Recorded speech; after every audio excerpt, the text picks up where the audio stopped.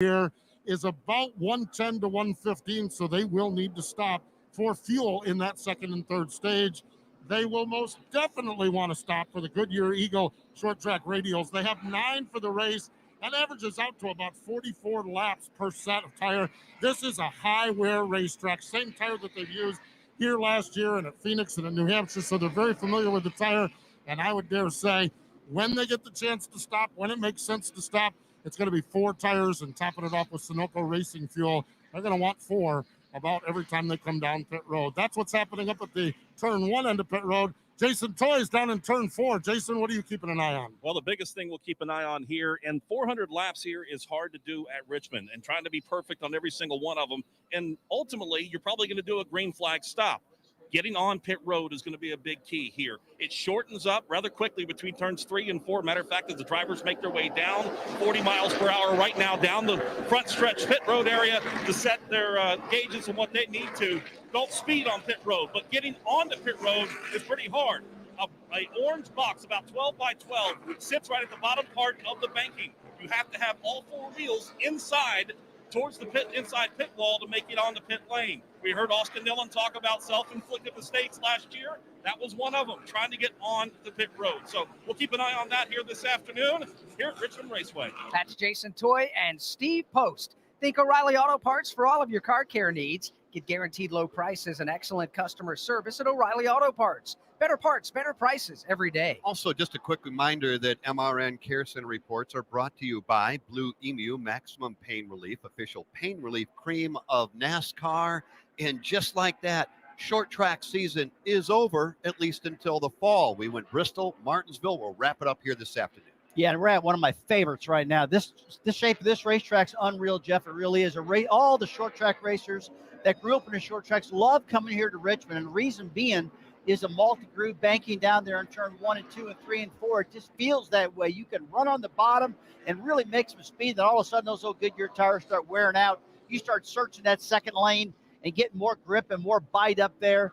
One of the best tracks I've ever run on right here at Richmond.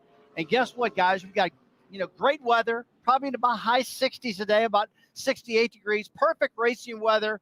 But I'll tell you what, when these guys get going, first thing they're going to want is new tires, because this place is going to grind these tires off pretty quick as this race gets going. We're for sure going to find out who's got the best car control once those tires do, in fact, wear out. Kip Childress behind the white and black Toyota Camry pace car. Lights are out. It'll make its way to pit lane. And to call the start of the Toyota Owners 400 for the Motor Racing Network from Grand Rapids, Michigan, here's Jeff Striegel. The 9th race of the 2021 season about to go under the green flag. It is the Toyota Owners 400 at Richmond Raceway, and here they come. Crowd on their feet, green flag in the air, and Truex is long gone.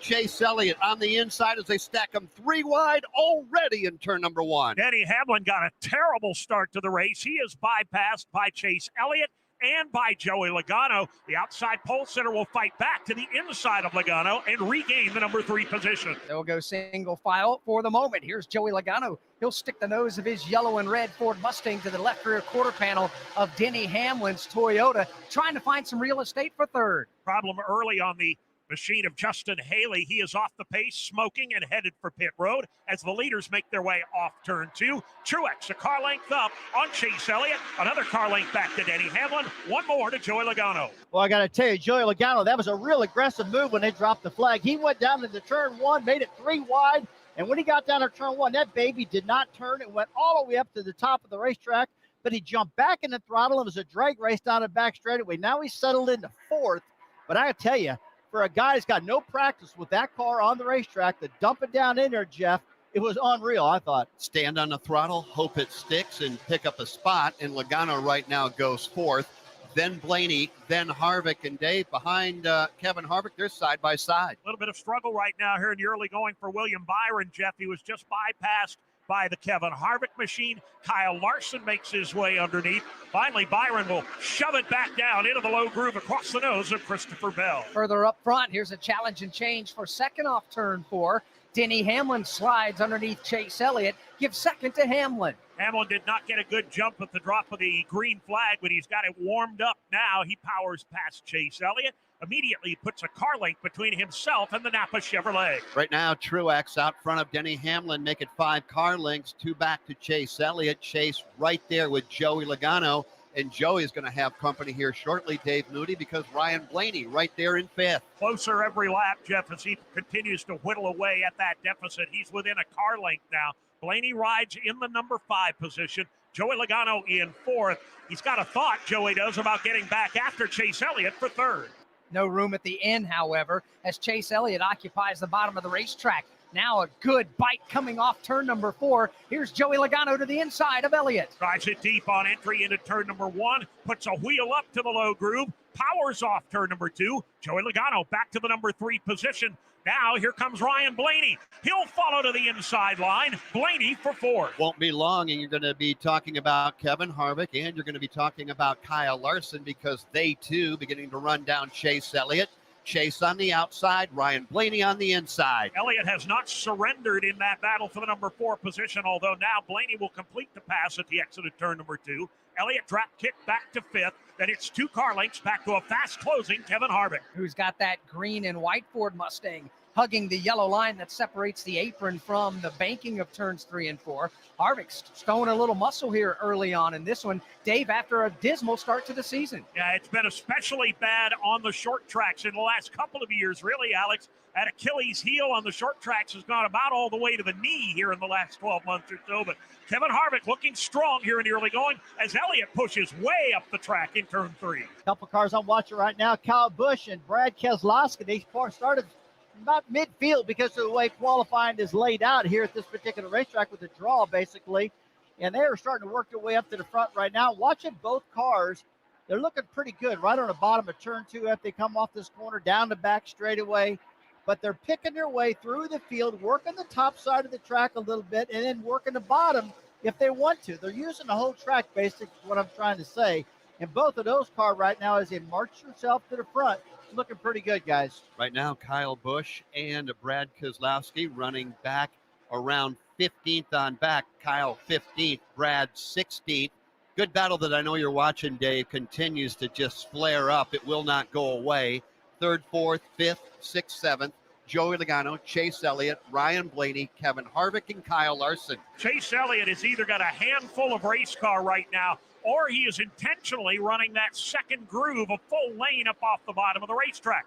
This early in the race, that's not generally the preferred line, and it opens the barn door down low for Ryan Blaney. But you need a little bit of racetrack on driver's right on exit of turn number 4 to let your car drift up when you put the pedal down and get back on the hammer. And that's where Chase Elliott is, occupying that real estate, and that's preventing Blaney from doing just that. He's just daring Blaney to drive to the inside on corner entry. Ryan takes up that challenge every single turn, but you're right, Alex. Elliott is good at corner exit. Let's give you a quick look at the top 10. We have 13 laps complete. Remember, we will get a competition caution at lap number 30.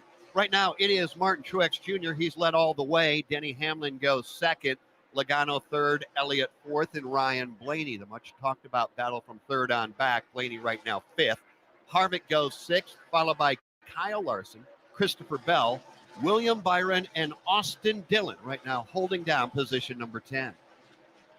If we go to page 11 in the presentation, you'll see that we're on target to meet our quarterly. Some things never change, like nobody can resist popping plastic bubbles, and Geico saving folks lots of money on their car insurance. As I was saying, we're on target to meet. Excuse me, Miss Hansen. Sorry, almost done. 15 minutes could save you 15% or more. When you're on the go, missing the side-by-side action at the racetrack isn't a problem. Here comes Logano on the high side. He drives it deep into turn number 2. Motor Racing Network brings the NASCAR race to you, wherever you are, so you don't miss one lap of the excitement. Denny Hamlin has won the 61st edition of the Daytona 500. You are the man, DH. The power of radio to the imagination of the listener. Tune in to the Motor Racing Network. Visit MRN.com for an affiliate list in your local area. Toyota, Ford, Chevrolet, top five, the two Toyotas, Truex and Hamlin, and they are beginning to run away from the two Fords being driven by Logano and Ryan Blaney. Chase Elliott right now holding down fifth, but only a half a car length in front of Kevin Harvick. 17 laps complete from Richmond Raceway. This is the Motor Racing Network, the voice of NASCAR. Citywide to countryside, whatever you drive, wherever you go, Hercules has the value, selection, and industry-leading warranty to get you there no matter where the road takes you. Go to HerculesTires.com. There you can find the nearest authorized Hercules retail location to you. Plus, you can use the tire tracker to find out which Hercules tire fits your vehicle the best. That's HerculesTires.com. Hercules Tires, ride on our strength. This is Kyle Rickey. Join me and Hannah Newhouse each week on NASCAR Coast to Coast. We talk with drivers from NASCAR's national and international touring series and from your local NASCAR track. I'll talk with the Whelen Modified Tour Driver of the Week, and we give you all the latest race results. Watch on MRN.com, Facebook, or YouTube, or subscribe to the podcast on your favorite podcasting platform. NASCAR Coast to Coast, grassroots racing coverage you won't find anywhere else.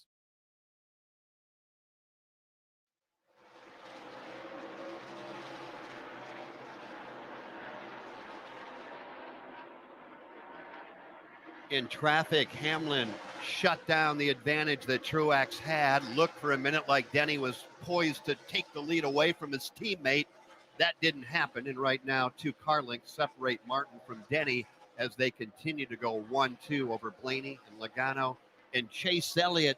And Chase Elliott right now, Alex, with his hands full with Kevin Harvick. He is indeed over in turns 3 and 4. Elliott again washes up the racetrack. Harvick opens up the inside lane. Dave, you've been calling Chase Elliott in some of those battles. He's had a hard time keeping that race car down to the bottom of the racetrack. Less than ideal handling on that Napa Auto Parts Chevrolet right now, Alex. I believe the common term is pushing like a dump truck in the center of the corner. He just cannot hold the bottom. Opens that low lane wide up, and Kevin Harvick's on the prowl right now. Well, it's the fastest dump truck in Virginia right now, holding down position number 5. But Steve Post, you are following Chase Elliott. What are you hearing on the radio? Yeah, really hearing the same thing that Dave is seeing out in the turn position. When you guys started to talk about him falling back a little bit, switched over the channel, and really he's only said one word, tight.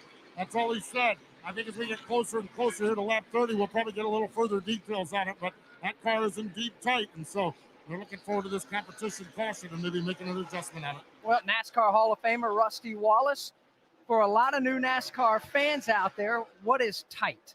Tight at this racetrack, and really all racetracks, is that when you get down into the corner and you try to turn that front end, it just starts sliding across the asphalt. You can't get the front of the car to stick the way you want to. The only way to get it to stick is just roll out of the throttle, slow the car down a little bit, then you can get it to turn. But you're going to hear that term all day long. A lot of drivers screaming, I'm tight, I'm tight, I'm tight.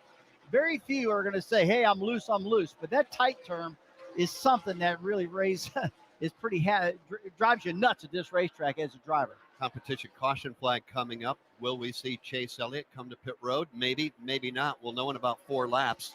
Dave, let's drop back behind Kevin Harvick, pick up Kyle Larson, pick up Christopher Bell, and how about Austin Dillon having a good run? And then behind Austin, you've still got 2-3 more cars. Dillon is carving his way forward quite nicely here in the early going. He's going to drive underneath Christopher Bell right now at the exit of turn number 2 and pick up another spot. Behind Bell, close quarters racing. William Byron is there.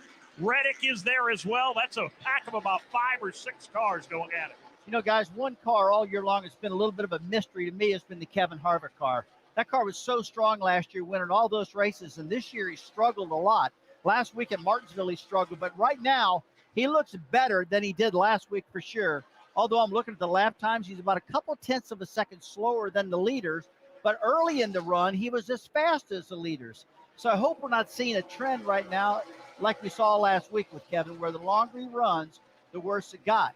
But I tell you, that team has been working really hard to get this ship turned around in the right direction. For some reason, they have just missed it this year. Maybe it's rule changes or just different team members or what have you. Or I even heard the way they're checking the cars now in technical inspection. is not to their liking, hurting the speed a little bit also. We'll have to see what happens. But Kevin, man, a great race car driver who runs really good at this particular racetrack. Let's hope we can get this thing back right. So good at this racetrack, 3 times a winner here at Richmond Raceway in the NASCAR Cup Series for Kevin Harvick. Having a tough start to the season. He's only led 18 total laps this year, and they were all in the season opening Daytona 500. Not at all what this team expected coming into the season. Looking for the competition caution to fly, and it does. Lap 30, competition caution, NASCAR called. We see that virtually week in and week out when we don't have practice in qualifying. Competition caution, lap 30. Martin Truex Jr. has led them all so far.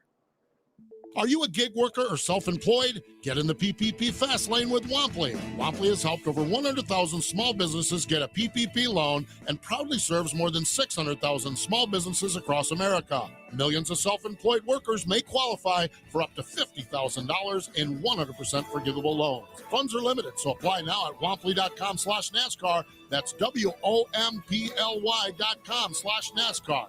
Wampley is not a lender. Terms and program rules apply. MRN Classic Races. Kerry Bradshaw, the honorary starter, puts the green out, and they are underway. Hear all of the greatest moments in NASCAR history. Dale Earnhardt Jr. comes back to the Daytona International Speedway, leading the pack, coming to the line. He will win. From Daytona to Talladega. It is over here at Talladega. Dale Earnhardt has won the race. To the sport's greatest champions. Darrell Waltrip calling the bluff, and he's on his way. Live, right here on the Motor Racing Network. Competition caution pit road is open, and everybody on the lead lap, including the race leader Martin Truex Jr., making their way down pit road. Steve Post. Martin Truex Jr. has the very first pit box. Reported that it was not too bad, just a little tight. Directly behind him is Ryan Blaney. He reports that he needs just a little help getting secure down into the corner there. Chase Elliott, as we reported just a bit ago, he was tight as well. It's going to be 4 tires for everybody, Sunoco Racing Fuel for everybody, and Denny Hamlin wins the battle off from pit road. Martin Truex Jr., Ryan Blaney, Joey Logano, and Chase Elliott, your top 5. Jason Toy. Great fast pit stop for Joey Logano, 4 tires and fuel. Also, we saw Ross Chastain making a stop. Alex Bowman trying to find some forward bite. And also, we saw Kyle Busch. It got a little bit better as the run went on for him. Austin Dillon, no changes for them as they're pretty pleased with the way the race car is developing, especially later on in the run. And we talked about Kevin Harvick a little bit. He was tight from the beginning and got tighter as it went on. They're looking for a little more forward bite. They made an adjustment for Harvick, who has pit stall number 1 in turn 4. Nobody elected to stay on the racetrack. New, fresh Goodyear Eagle tires are so important here, and Denny Hamlin's team beat Martin Truex Jr.'s team on the pit lane. Hamlin is the new race leader from Richmond Raceway. This is the Motor Racing Network, the voice of NASCAR. Food banks are running out of supplies. Now, some residents are unsure where their next meal will come from. Mama? The TV man said that the food bank is running out of food. That's terrible. We have to help the families, Mama. You know what, honey? You're right. We do. Today, we're teaming up with radio stations nationwide as we raise funds for Feeding America. Go to radiocares.org or text radio to 662266. But hurry, you only have until midnight tonight. Hi, this is Mike Bagley. Join me along with the cast and crew of the Motor Racing Network for NASCAR Live. Hear exclusive interviews. You know, we were so competitive week in and week out. And you look back and probably could have won 12 or 15 if you'd done a few things here and there. We'll take you behind the scenes of NASCAR competition. Awesome job. Great work, guys. Don't care, man. I want first, not second. As well as break down the upcoming race weekend and more. I mean, I think the guys who run dirt are going to have a big advantage. It's NASCAR Live every Tuesday night at 7 Eastern on the Motor Racing Network.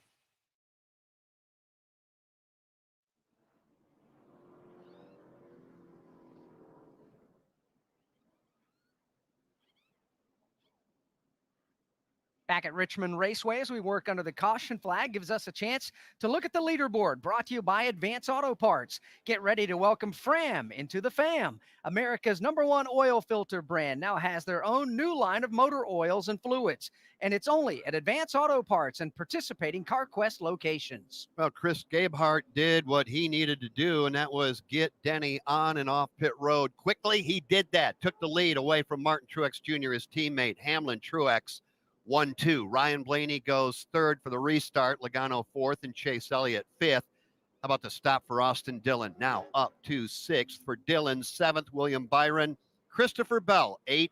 Brad Keselowski will restart 9th, and Tyler Reddick now in the top 10, and he'll go from 10th. 11th is Kevin Harvick. 12th is Kyle Busch. Bubba Wallace is 13th. 14th is Matt DiBenedetto. Alex Bowman is 15th. Ricky Stenhouse Jr. goes 16th. Ross Chastain is 17th. 18th is Kyle Larson. 19th, Eric Almirola. 20th is Cole Custer. 21st, Ryan Newman. Kurt Busch, 22nd. Chase Briscoe and Michael McDowell. Chris Buescher make up the top 25.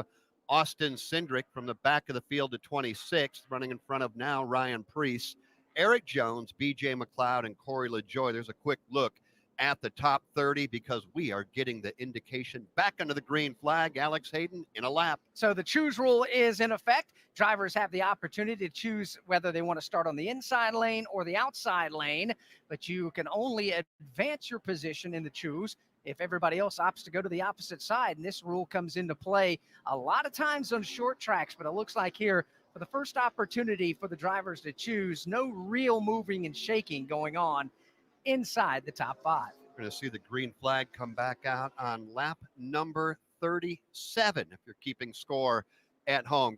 The only caution flag came just a few moments ago, lap 30 for the competition caution, and now we're ready to go as that Toyota Camry, Kip Childress behind the wheel. He will make the hard left-hand turn down onto pit road, getting ready to go back under the green flag here at Richmond. Here they come back into the Geico restart zone. On the gas they go. Shannon Bednarik puts the green flag in the air, and we're racing again. Denny Hamlin this time from the outside lane with a great restart. Hamlin on the outside will take the lead from Martin Truex Jr. or hold on and defend the lead from Truex. The battle now will be for second. Joey Logano outside lane.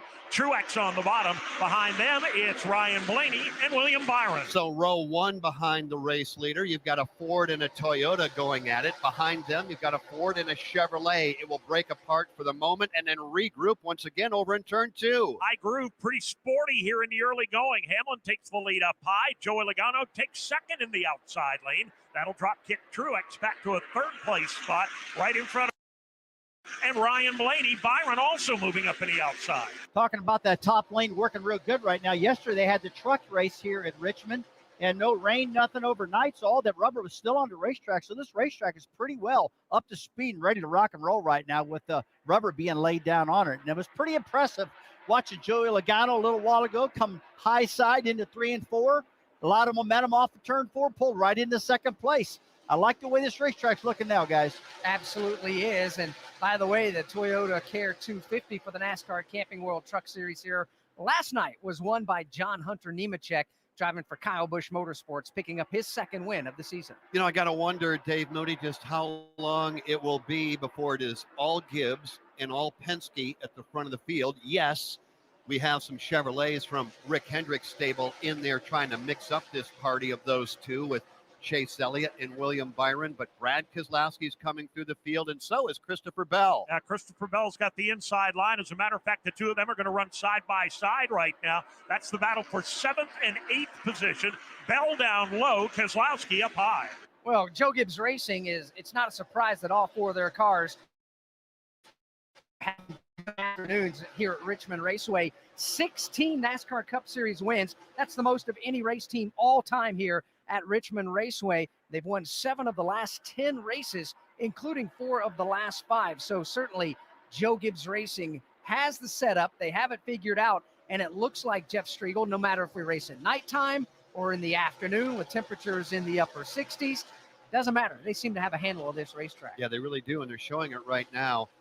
We have run 43 laps, and they have been led by teammates from the Joe Gibbs Racing stable of Toyotas. Truex has led 32, and now Hamlin will lead his 12th lap. And then intermixed with that, Dave, you've got Team Penske, Logano, and Blaney. And right smack dab in the middle of all of that, a Chevrolet driven by William Byron. Williams had a pretty good run here in the early going, a track that has not at all been kind to Hendrick Motorsports in recent years, or in recent memory even. He's got a very solid run going right now, just a car length behind Martin Truex Jr. That's 3rd and 4th position. Well, Dave, you say it hasn't been kind to Hendrick Motorsports in recent memory. How about going all the way back to 2008? That's the last time Hendrick Motorsports has won a NASCAR Cup Series race here at Richmond. And to give that some perspective, that was the first season Dale Earnhardt Jr. drove for Rick Hendrick. It was also the first season Kyle Busch drove for Joe Gibbs Racing.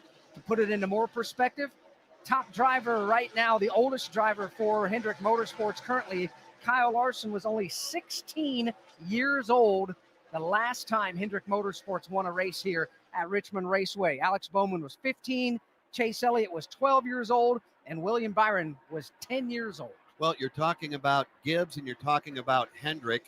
There's a pretty good battle shaping up. They've been waging war lap after lap. Now it's outside of the top 10. Dave, I know you've been keeping an eye on Alex Bowman and Kyle Busch. It seems like lap after lap, they just cannot get away from one another. No, they really can't. Bowman's got the advantage right now, but by less than a car length over Kyle Busch's M&M's Toyota. They're both trying to reel in Mac DiBenedetto right now. They've separated just for a moment, but it probably won't last long. One car I'm taking a look at right now is Austin Cindric. Roger Penske's put a lot of effort into him for the future of Penske Racing, being one of their top drivers. They decided to enter him in some cup races, a handful of races. I think it's, what is it, guys, about 5 races, I think. He's driving a number 33 Verizon car today. Started dead last in the field. Right now he's up to 23rd, and that car is looking pretty good. I'm looking at the lap times. He's right up there with the top 10, I would say. But he's looking better and better every single lap. Right now he just passed Custer. Cole Custer going into turn 1 right now. 33, Austin Cindric did. So that car looks strong, guys. It absolutely does. This is his 3rd start of the 2021 season in the NASCAR Cup Series. Finished 15th in the Daytona 500, 22nd at Atlanta. So Austin Cindric making some moves early on here at Richmond. Everybody continues to chase Denny Hamlin. This is your new home speaking. I know you haven't moved in yet, but I need some favors. Could you dust the blinds? The dust makes me feel dusty. Also, we could save a lot of money if you bundled your home and car insurance with Geico. It's super easy to do online or over the phone. Last favor, when you move in, could you stick to one aesthetic? The last owner had a weird mix of floral wallpaper and nautical tchotchkes, and I can't have another identity crisis. Geico. For bundling made easy, go to geico.com today. O'Reilly. Syntec is back and better than ever at O'Reilly Auto Parts. Syntec is a premium full synthetic motor oil option at an affordable price. Right now, get 5 quarts of Syntec full synthetic and a Wix filter for just $29.99. Syntec is formulated for today's engines to minimize friction, heat, and wear. Try Syntec today exclusively at O'Reilly Auto Parts. Top 5 remain consistent for the moment. It's Denny Hamlin, Joey Logano, Martin Truex Jr., William Byron, and Ryan Blaney, your top 5. 26 laps to go here in stage number 1. From Richmond Raceway, this is the Motor Racing Network, the voice of NASCAR. Hey, race fans, this is Darrell Waltrip, and I'm letting you know that NASCAR returns to the Nashville Superspeedway for a NASCAR Cup Series race with the inaugural Ally 400. Join us on Father's Day weekend for 3 days of racing, June the 18th through June the 20th.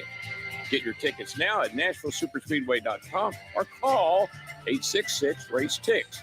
That's 866-RACETIX. I'll see you out there. Hi, I'm Justin Haley, driving the number 77 Spire Motorsports Chevrolet in the NASCAR Cup Series. As a driver, I know that unexpected can happen. That's why I'm excited to partner with Air Medcare Network this season. AMCN offers emergency medical air transportation at no out-of-pocket cost to members. I'm proud that my fans can benefit from a membership that protects them and their finances when they need it most. Join and get up to a $50 e-gift card. Use coupon code NASCAR at airmedcarenetwork.com/NASCAR.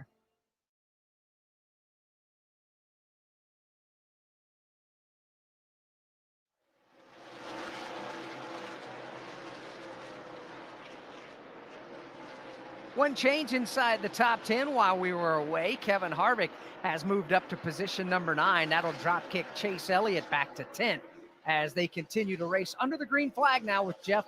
22 laps to go in the stage. Watching Alex Bowman move up the leaderboard since we put him back under the green flag. Daniel Suarez up 5 spots. William Byron up 4. Austin Cindric continues to climb the leaderboard. By the way, for Austin Cindric, Rusty was talking about him just a moment ago. He's picked up 16 positions since the drop of the green flag. Now, when I look over at Alex, some of the drivers that have just gone the wrong way since we dropped the green flag. What in the world's going on with Kyle Larson? Yeah, he's having some struggles. He was running in the top 10 early on. They had not the best pit stop in the world, lost some positions there. And then they just simply don't look like they have the handling of the race car right now. Steve Post, you're hanging around in the pit down there. Kyle Larson did have a long pit stop, but it was by design. The nose of the car was down on the splitter in that first 30-lap run, so they had to put a packer, which is kind of like a spacer or a shim, up under the front of that car. So they knew they would lose a number of spots. Thus far, Kyle's reported the car is certainly up off from that. Now they're working on the handling of it, but that explains the slow pit stop that has put Kyle Larson a little bit behind here in the early going. Dave Moody, why don't we follow Kyle here for a moment? He is now running outside of the top 20. In fact, he is back in 21st. Austin Cindric has been the man on the move. Right behind Austin comes Chase Briscoe and Cole Custer. Kyle Larson back in 21st and now off turn number 2. And battling, at least to the naked eye, Jeff, the condition they call tight loose. The car won't turn in the corner. He puts so much wheel into it that when it finally does take a bite, the rear end breaks loose. So he's got a little bit of all the wrong things going on right now. Kyle Larson just backpedaling a bit here in the early stages at Richmond. Yeah, Dave, you can pretty well tell that last time off at turn 4 just now, he took the left front tire and hooked it on the yellow line all the way at the bottom of the racetrack. When he tried to get it that low, it kicked the back of the car around, just like you said. And I tell you, for Kyle Larson, that's unlike him. He's a fellow who likes to run high on the racetrack. I call him a guy just rim rides all around the top of this racetrack. But lately, he's been on the bottom. But I never thought I'd see him on the apron, and nobody else is on the apron. Yeah, and to take it a step further with that adjustment that Steve Post was talking about, putting a packer in there in the front of the race car. Basically what that is on the shock absorber, you put a piece in there, a piece of metal, to prevent that shock absorber from collapsing or expanding too far, depending on what type of adjustment they want to make. Shock absorbers, a lot of people may not think, Rusty Wallace, are that important here on an oval track, but boy, they are. Boy, nowadays, they adjust these cars with that front splitter. It's got to be right on the asphalt. Lower the better, the faster the car is going to run. If it's higher, it's going to get air underneath it, and the front end's going to start pushing. But sometimes you start the race now, like these guys are doing, with no practice. They're just start the race cold turkey with what they set up in the shop. And sometimes they just don't put enough packer in the front. It gets down, it bottoms out on the racetrack. They've got to make a pit stop and put those packers in the right front shock, or maybe both, maybe the left front also, to try to get that front end off the ground. And once they do that, then they need a couple more stops to adjust on it to get it tuned in after that happens, Jeff. And that is Rusty Wallace, 65 laps in, 15 to go. Stage 1, Hamlin, Logano, Truex, Byron, and Blaney. Nothing has changed there. Christopher Bell goes 6th, and then, Dave, we start to see where things begin to change up. Austin Dillon by Brad Keselowski just a couple of laps ago, and now Keselowski beginning to fade. Alex Bowman is there, Kevin Harvick, and Chase Elliott. Now, Alex Bowman continuing to climb the leaderboard, and you're exactly right, Jeff. Brad Keselowski's got a bit of a handful right now. He lost a spot to Austin Dillon, loses another spot to Bowman, and here comes Kevin Harvick just a car length back. Alex Bowman's got a pretty good Ally Chevrolet. Started in 24th position. In these opening 67 laps, he's broken into the top 10, up to position number 8. Bowman looking for more in turn 2. Here they come off turn 2 to the back straightaway. Alex Bowman on the march, taking that Ally Chevrolet down the back straightaway and into turn number 3. Bowman's got a pretty good race car as he continues to make his way forward. Well, guys, I tell you what, one good thing is to look out and see is this crowd. We got a crowd all the way around this racetrack. They're perfectly social distance. 30% was allowed here at Richmond today. They took advantage of that full 30%. But I like what it looks like. Dave Moody, from your perspective, you can see it probably better than we can. It looks like that crowd is happy. It looks like they're social distance. And it looks like they were dying to see a race today. Absolutely right, Rusty. If they're half as happy to be here as we are to see them here, they're a happy bunch. And you're right. If we spread everybody out 6 feet apiece, they'd have as many people here as the state will allow them to have. Great to see them back in the grandstands here this weekend. Boy, stacking them 3 wide as they worked off turn number 2 there. We've been watching Kyle Busch, Chase Elliott, Eric Almirola, Ross Chastain, and more. Alex, you kind of pointed it out over there in turn number 2. They came just flying off turn number 2, 3 wide. They did indeed. Chase Elliott continuing to have handling woes. Almirola will look to the inside. Chastain is there as well as Stenhouse. And now they've got Chase Elliott hung out to dry in that outside groove as they line up to his left elbow. He tries to find a little space to get back to the bottom. He will do so in turn 3. So we're following this battle outside of the top 10 because there's nothing changing inside the top 10. Hamlin continues to lead. We drop back to 11th. You've got Kyle Busch, Eric Almirola, Chase Elliott, Chastain, and Ricky Stenhouse Jr. Ross Chastain takes it to the high country. He'll pull up in that outside groove. Go wheel to wheel now with Chase Elliott side by side into turn number 3. Off the corner, Chase Elliott at the bottom of the racetrack. Back in, kicks out on him. That'll enable that McDonald's Chevrolet of Ross Chastain to go by. Now here comes Ricky Stenhouse Jr. on the attack. Chastain overpowers him in the outside groove as Elliott tried to fight off Chastain. That opened the door down low. Here comes Ricky Stenhouse Jr. The bleeding continues for Chase Elliott as he begins to go backwards. Well, right now he is just counting down the laps until the green and white checkered flag flies, and that will happen in 7 laps. Here is a quick look at the top 10. Denny Hamlin leading, not by a long shot over Logano. Give it 5 car lengths, 3 back to Truex in third. Then it's William Byron, Ryan Blaney, top 5. Christopher Bell, 6th. Austin Dillon, 7th. Alex Bowman, Brad Keselowski, Kevin Harvick. That's your top 10. Logano and Truex have got a pretty good battle going on. They do indeed. They've worked their way down the backstretch, nose to tail. Joey Logano trying to hold off MTJ. Less than a car length between the two as we get late here in the opening stage. Way up high goes Martin Truex. He's thinking about a high line bid. Logano to the very bottom, and Truex went all the way to the outside safer barrier. We follow the battle for second off turn 2. Truex just looking for some open asphalt to put that car wherever Joey Logano is not. Lap car will come into play. They dive down to the inside, and they'll overhaul the Ryan Preece machine. 4 laps to go in stage number 1. Denny Hamlin is the race leader by 1.1 seconds. Watching these two drivers fight it out for position number 2. Logano free of the lap traffic, now trying to regain a little bit of a margin over Martin Truex Jr. He's got it up to about a car length and a half, maybe 2, as they race the backstretch and into turn 3. 3 to go in stage number 1. We've got a couple of good battles raging right now. Blaney and Bell have got a good one going on. Austin Dillon and Alex Bowman.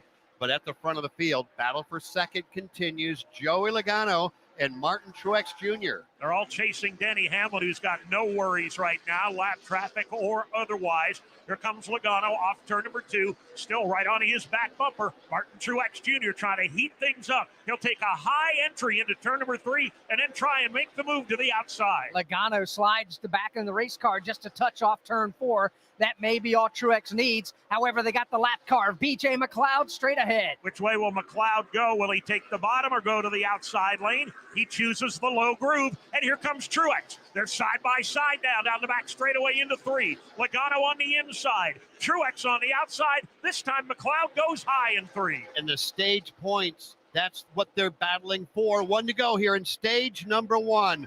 Will follow this battle for second. Logano and Truex. They go 3 wide under the B.J. McLeod automobile. Dead ahead, another lap machine. Garrett Smithley may not matter. Truex around the outside. He takes over second place the hard way. Here they come back to turns 3 and 4 and up off of the corner. Green and white checkered flag is in the air. Denny Hamlin picks up his 4th stage win of the 2021 season. Finishing second in stage number 1 will be Martin Truex Jr. Joey Logano was 3rd, William Byron 4th, and Ryan Blaney 5th.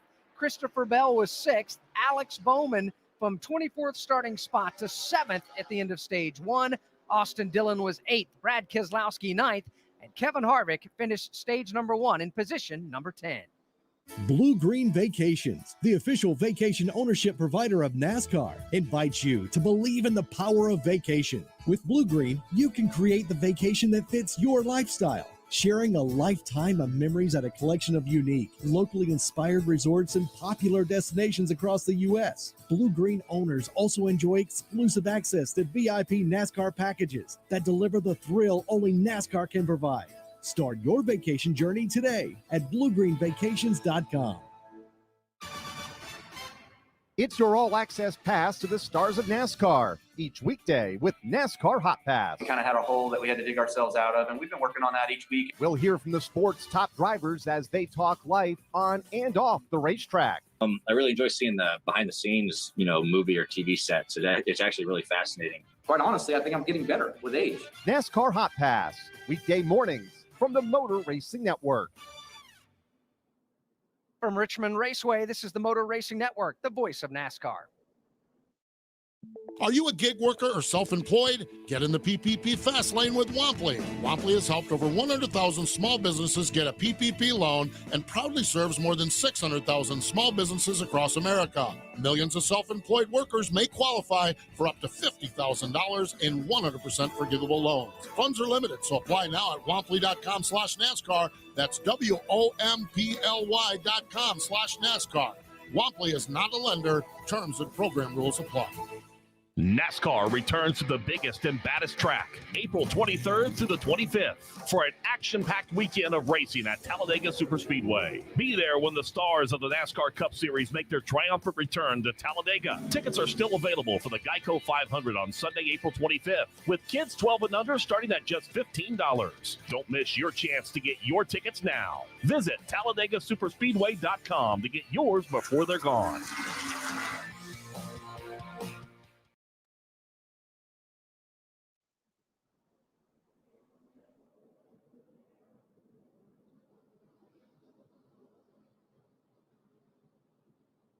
We welcome you back to Richmond Raceway here on the Motor Racing Network. For the moment, pit road remains closed. The field's been gathered up by the pace car out there. The Xfinity fastest lap of the race so far was run by Denny Hamlin. He turned a lap at 120.762 miles per hour. Xfinity X5, internet that's more than just fast. Xfinity, proud premier partner of NASCAR. Stage one is done. Denny Hamlin picking up the green and white checkered flag. This resembles a lot of last week. Hamlin and Truex, Logano right there as well. I think they've got the short track down. Pit road is open now because we can see the green light at the head end of pit road. So we're going to see more than likely all of the lead lap cars come to pit road. 29 in all. BJ McLeod getting the free pass here at the end of stage number one. Yeah, at this point of the race, I'd be a little dumbfounded if not everybody came to pit road here, for the simple fact tires are worth so much in the speed department. Here's Logano and Byron. They're the first to hit their marks in front of Jason Toy. William Byron's going to hit his mark. Joey Logano, Kevin Harvick as well. 4 tires and fuel. All of the drivers down on this end say they have great takeoff, but then they lose some towards the end when the tires fall off. Same thing for Kyle Busch. A lot of air pressure adjustments on this end of pit road. Austin Dillon, the one car that got better as the run went on. He's taking 4 tires and no changes. Steve Post. Race leader Denny Hamlin, and not a big change. Just wants a little bit better drive up off from the corner on his FedEx Toyota. Chase Elliott was in. Again, he also looking for better drive off. Hamlin's going to win the battle off from pit road. Martin Truex Jr., Joey Logano, William Byron, and Ryan Blaney, your top 5. Listening to Chase Elliott, he needs better drive off as well. Kyle Larson, the same story. So we've gone from a tight condition on multiple cars down here to a lot of them now want the car to be able to drive up off from the corner a little bit better. Sunoco Fuel and Goodyear Racing Eagles for everybody down here on this end of pit road. Ben Bayshore, the crew chief for Kyle Busch, he and the team ripping off a great pit stop, up 4 on the leaderboard, just outside of the top 5 now for Kyle as he comes off of pit road in position number 6 behind Hamlin, Truex, Logano, Ryan Blaney, and Alex Bowman. Hello, this is your apartment. I need some favors from you. Your cat keeps rubbing against the kitchen island, and I can't return the favor. Can you give her extra pets for me? After that, could you bundle your renters and car insurance with Geico? We could save money, and it's easy to do online. And one last thing. Could you leave the TV on during the day? I need to catch up on my soaps. Geico. For bundling made easy, go to geico.com today. At Napa, we keep things moving. If it has wheels and an engine, we help keep it on the road. And if it's on the road, we have parts for it. And if you need a part, you can get it fast, like same-day pickup or next-day delivery fast. At Napa, when we're not thinking about cars, we're thinking about the people who drive them. Because when it comes to serving you and our community, our motor never quits. That's Napa know-how. Same-day pickup and next-day delivery available at participating stores and on in-stock items only. Stage 1 done. Denny Hamlin with the green and white checkered flag. Pit stops over. Green flag. Stage 2 on deck from Richmond Raceway. This is the Motor Racing Network, the voice of NASCAR. Looking for something a little different? Cut through all the noise with the MRN Out Loud podcast every week. How difficult is it to get a bunch of racers to agree to anything and to stick to it? Yeah, to be honest, I'm not really sure how they pulled that off. I'm Woody Kane. Join me every Thursday as we get between the ears of NASCAR's most interesting characters. You said, I don't plan to be just an absentee owner. No, this is going to be my job. MRN Out Loud drops every Thursday wherever fine podcasts are downloaded. He's one of NASCAR's all-time greats, the kid who took on the good old boys and changed NASCAR. Jeff Gordon races back to the checkered flag. If you can drive a car out of control like that, I thought this kid's going to be a star. MRN presents a 10-part podcast series that traces Jeff Gordon's rise to NASCAR legend. Would he win again? The answer is yes. He'll win at Martinsville. Jeff Gordon, the colorful career of the Rainbow Warrior. Available now at MRN.com and your favorite podcast source.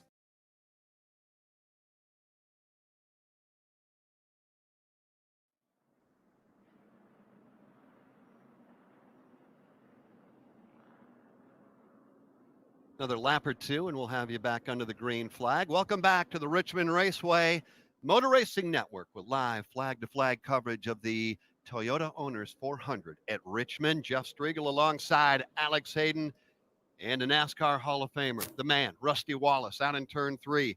That's where you'll find Dave Moody, and up and down pit road, patrolling it from one end to the other, Steve Post and Jason Toy. 88 down. Hamlin at the front of the field. And if somebody's just tuning us in right now, Alex Hayden, you could probably sum it up with 3 drivers, but I do think there are more on the horizon. And of course, those 3 right now would be Hamlin, Truex, and Logano, who have been 1, 2, 3 in one fashion or another for 88 laps. Yeah, even though only 2 of those 3 that you mentioned have actually led laps so far in the race. Denny Hamlin leading the most, 52.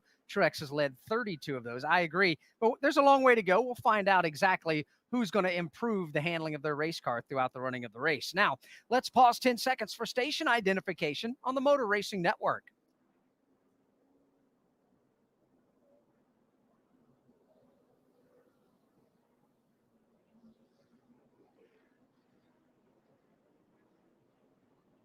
We welcome you back to the Motor Racing Network's live flag-to-flag coverage of the Toyota Owners 400 here at Richmond Raceway. My name is Alex Hayden. Alongside is Jeff Striegel and NASCAR Hall of Famer Rusty Wallace, Dave Moody, Steve Post, and Jason Toy.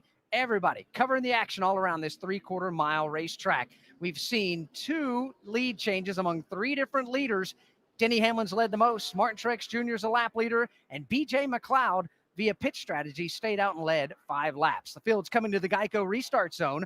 Whether you rent or own, Geico makes it easy to bundle home and car insurance. Having a home is hard work, so get a quote at geico.com. Easy. 90 laps ago when we dropped the green flag to get it started, it was Truex on the inside, Hamlin on the outside, and that is exactly how it lines up again. Truex on the inside, Hamlin, they both see the green flag. Stage 2 underway. Hamlin getting away. Truex right there in second, side by side for third. Denny to the lead. Truex now second as they race to the back straightaway. Battle will be for third. Joey Logano trapped up in that high groove, trying to fend off the advances of William Byron. They've got Ryan Blaney and Alex Bowman in hot pursuit. All knotted together off turn number 4, chasing Denny Hamlin across the line. Lap 91 goes on the board. Here's Logano to the inside of Truex. Bold move by Joey Logano. He powers around the outside of William Byron, that immediately dove to the low groove to put the nose underneath the Martin Truex machine. Truex, though, able to fend him off as they hit turn 3. Right behind Joey, good side by side. Ford versus Chevrolet. Give the advantage to Ryan Blaney. Now behind Ryan, the teammates will go at it. Alex Bowman to the inside. William Byron still trapped up high. Williams giving it a pretty good run, but he's little by little going backwards. Here comes Bowman now. He'll dive to the inside. He's got Kevin Harvick in the rear view. And Christopher Bell and now Kyle Busch up into the number 8 spot. These drivers still racing hard. double wide, racing back into turns 1 and 2 here at Richmond. Impressed with the usefulness of the outside lane here in the early going. William Byron has lost a couple of spots, but they are really having to scrap to take them away from him. All of a sudden, here's Bowman back to the bottom again, but William Byron not giving up. Well, one driver making that outside work is Kyle Busch. That's the good news as he crosses over now and tucks in behind Kevin Harvick. I was getting ready to say, Dave, making that outside lane look good was Kyle Busch. The problem was he was going to stall out when he got up behind William Byron. It looks really good on that outside lane on restarts, maybe for 10 or 12 laps after that, but soon enough, and it's kind of happening right now, everybody begins to gravitate back to the low lane. Okay, another car looking real good right now is Ryan Blaney. If you remember last weekend, if you're watching or listening to the race, he had probably the fastest car at Martinsville. In fact, then the thing got caught on pit road with the airline stuck underneath it as it was leaving pit road. That pretty well lost him the race. But, man, I tell you what, that kid was bullet fast all day last week. And right now, he's been running solid top 5 throughout this race. He's in the 4th position right now. And on restarts, that number 12 car looks like a bullet to me. But he's kind of settled in to 4th right now. But another good run out of Ryan Blaney. Never had a top 15 finish here at Richmond Raceway. He was going to lose position number 4 for the moment as Alex Bowman slides up underneath. And Steve Post, it's really not a wonder we're seeing a lot of success now with Ryan Blaney due to that championship-winning crew chief that he has on the box now. Yeah, Todd Gordon is the crew chief on that box. This is their 2nd year together, and they are really starting to gel and really starting to hit their stride. When we look at today's race, the car, he's not talked about tight much compared to most other drivers, and he really hasn't talked about the drive off. He would just like a little bit more security getting down into the corners. So that's a sign that they've got a pretty good race car. He's pretty happy with the rotation. He's pretty happy with the drive off. Of course, as the tires wear, that all kind of goes away, but he's relative to everyone else pretty happy with it. But to your point, Alex, Todd Gordon, the crew chief here, one of the sharpest crew chiefs in the garage area, and this pairing with Ryan Blaney and him is really starting to flourish. That misstep last week that Rusty referenced at Martinsville, they still had a good race car. One misstep put them out of the ballpark there, but still good race cars. And this is a team I think is going to win a fair number of races this year. Ryan Blaney 5th. Meanwhile, battle for the lead in 3. Martin Truex Jr. has decided it's time to turn up the heat on his Joe Gibbs Racing teammate, Denny Hamlin. MTJ to the outside off 4. They've got the slower car of Josh Bilicki right in front of them. Denny Hamlin's going to try to use him as a pick, but Truex is bold there and he stays right on the right hip pocket. Bilicki goes to the outside to give free passage down low. They were 3 wide momentarily. Now Truex drops back in line. He'll swap lanes. He'll go to the inside. Here comes Truex to the low line for the lead. Great crossover move down the back straightaway. Will it pay off? It will not. Hamlin will lead across the line. Truex is there, and now so is Joey Logano. Denny Hamlin feeling the heat now, and it's about to become a double-barreled attack. Martin Truex Jr. literally pushes Hamlin out of turn number 2. Down the backstretch into turn number 3. This time around, he'll just follow in the tire tracks of the leader. As they come up off of turn number 4, the top 3 are right together. Some 4 car lengths, maybe 5 back in position number 4 is a closing Alex Bowman. Things getting good here at Richmond. Battles on for the 5 position. Kevin Harvick finds some open lane to the inside. He'll move underneath the Ryan Blaney machine, move Harvick to 5th. Leaders down the back straightaway into 3. It's still Hamlin in control. You know, we talk about drivers, Alex, coming to the front and going to the back as we watch this ongoing battle for the lead, how quickly things can change. Austin Dillon, remember him since we put him back under the green flag on lap 89? He's lost 6 spots. What's going on with that car? Kyle Busch had been really good up to 6. Now he's losing spots as we got a battle for the lead again. Martin Truex Jr.'s worked high. He's worked low. Found the daylight to the inside. New leader, Martin Truex Jr. on lap 104. See if Denny Hamlin is just going to let that go without a fight. Doesn't appear he's going to do that at all. He's going to stay in these tire tracks. Hamlin is right there, but Martin Truex Jr. beginning to leg it out just a bit. Hamlin's got more company at the back door. Joey Logano just a car length back. One more to the fastest car on the racetrack, it would appear. Alex Bowman is coming fast. Boy, guys, I like what I'm seeing right now. We talked about when that second lane is going to start coming in. And just a little while ago, we saw Truex go to the bottom, go to the top. We saw Denny Hamlin do the same thing. That top lane, let's call it the second lane, is already up to speed. And if you want to get up there and make some passes, man, I would do it. I love that second lane at this racetrack. It creates so much momentum off of turn 4. And a little while ago, that's how Martin Truex passed Denny Hamlin. Well, you wonder why they sell tickets here at the Richmond Raceway and literally across the country. How about this? Top 4 right now, nose to tail, Truex, Hamlin, Logano, and Alex Bowman. Kevin Harvick not too far behind. In fact, Alex, why don't we take a look at the leaderboard right now? Lap 107, presented by Napa Auto Parts. Whether it's next day delivery or getting involved in their local communities, Napa goes above and beyond to serve you because their motor never quits. That's Napa know-how. Martin Truex Jr., the race leader. Denny Hamlin is second. Joey Logano goes third, and Alex Bowman fourth. Kevin Harvick is fifth. Ryan Blaney sixth. William Byron is seventh. Brad Keselowski eighth. Ninth is Christopher Bell, and 10th is Kyle Busch. 11th is Eric Almirola. Good run for Ross Chastain. Right now he is 12th in front of his teammate Kurt Busch, who's 13th. Matt DiBenedetto and Austin Dillon complete the top 15. Chase Elliott has drifted back to 16th. Ricky Stenhouse Jr. 17th. Kyle Larson 18th. Tyler Reddick 19th, and Bubba Wallace is 20th. Chase Briscoe is 21st. Austin Cindric from the back of the field up to 22nd. Ryan Newman is 23rd. 24th is Eric Jones. Corey LaJoie 25th. Daniel Suarez is 26th. Chris Buescher 27th. Cole Custer is 28th. Michael McDowell 29th, and B.J. McLeod is 30th. Ryan Preece, tough day early on, 31st. Anthony Alfredo, 32nd. Garrett Smithley, 33rd. Quinn Houff is 34th. James Davison, 35th. Josh Bilicki, 36th. Cody Ware, 37th. And the day ended early for Justin Haley. He went out of the race on lap number 1. 110 down, got a long way to go. Stay with us. Truex leads here at Richmond. There once was a dad who set out on a great quest to find the perfect Coca-Cola flavors at his family's request. So he went into a convenience store and grabbed the Coke Cherry Vanilla, Coke Cherry, and more. At dinner, they sipped Coke flavors and rejoiced, for everyone made their own delicious choice. Coca-Cola flavors, unbelievably delicious.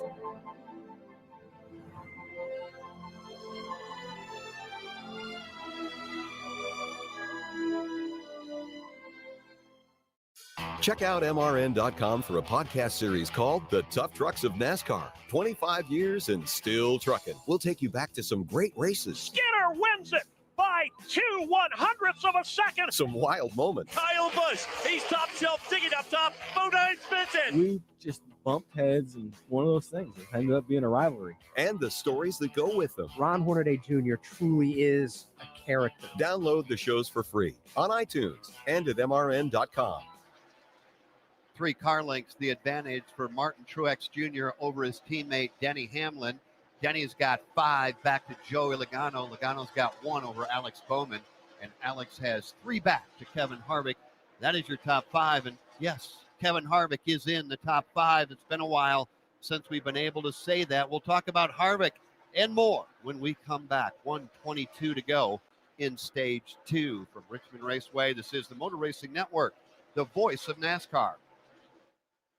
Citywide to countryside, whatever you drive, wherever you go, Hercules has the value, selection, and industry-leading warranty to get you there, no matter where the road takes you. Go to HerculesTires.com. There you can find the nearest authorized Hercules retail location to you. Plus, you can use the tire tracker to find out which Hercules tire fits your vehicle the best. That's HerculesTires.com. Hercules Tires, ride on our strength. Are you a gig worker or self-employed? Get in the PPP fast lane with Wampley. Wampley has helped over 100,000 small businesses get a PPP loan and proudly serves more than 600,000 small businesses across America. Millions of self-employed workers may qualify for up to $50,000 in 100% forgivable loans. Funds are limited, so apply now at Wampley.com/NASCAR. That's WOMPLY.com/NASCAR. Wampley is not a lender. Terms and program rules apply.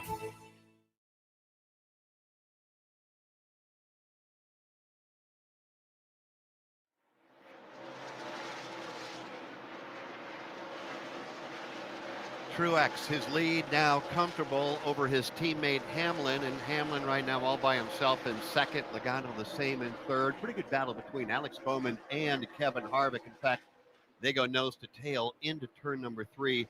Let me drop a stat on you, Alex, that I'm not sure everybody realizes. I think we all understand that Harvick has been off to a difficult start to 2021. Last year, at this time, he had led 399 laps. Led 399. He had won already at this point. This year, he has led a grand total of 17. The Daytona 500s where those laps were led. It's been tough sledding. He's had good race cars, and he's had some cars and some top 10 finishes already this year, but not exactly what we've been talking about when we talk about Kevin Harvick racing. You know, and a lot of that's got to do with some of the things that the team were doing with the race car that weren't illegal last year. They just simply weren't in the rule book, and NASCAR came across it during technical inspection, let it go for the year because it wasn't a black and white written rule that they couldn't have it. But when the offseason came around, that's when the memo came out. Yet you can't do that anymore. And it had something to do with underneath the race car towards the back end of the machine. And that obviously has been something that's been quite detrimental to Stewart-Haas Racing and specifically to Kevin Harvick here in 21. And everybody wants to know what was it, but I don't think we're ever going to know. Jason Toy, you have been in the Kevin Harvick pit all afternoon long. What's the radio sound like? Is Kevin happy? He's actually pretty pleased with it, but the thing is, just a lot like these other drivers are talking about up and down pit road, they're getting that great coming off the green flag. They get a good run to start things off. As the run goes longer, those tires drop off. They start losing a little bit of that turning that they like to have in between turns 3 and 4 and 1 and 2. So that's the one thing Kevin wants to get adjusted. Rodney Childers' crew chief have made some wholesale adjustments in that first pit stop, and then get on the second one as well. So it's getting better and better for Happy Harvick to make his way now into the top 5. Well, as we look out right now, Rusty Wallace, turns 1 and 2 in the front side of the racetrack covered in some sunshine. There's some big puffy clouds, and today's race started in overcast conditions. How temperamental is this racetrack at Richmond Raceway with the sun beating down on it as opposed to cloud cover? Well, when you got cloud cover, the car is just hooked up better. It's just got a lot better grip, Alex. And when it gets sunny, you find yourself slipping and sliding. Not a lot, but more. So definitely the speeds are going to come down when the sun shines out. And what I'm seeing here at Richmond today is that we got broken cloud cover. One a little while ago, the sun was just pouring on the racetrack. Then a big cloud came over where we're under overcast again. I got to believe as the day goes on, this cloud cover is going to break up and it'll probably get more clear skies, I would think. I really think we're going to be in a lot of sunshine the second half of this race. And Dave Moody, if that happens, we're going to see a lot of changes since we went under the green flag on lap 89, now lap 125.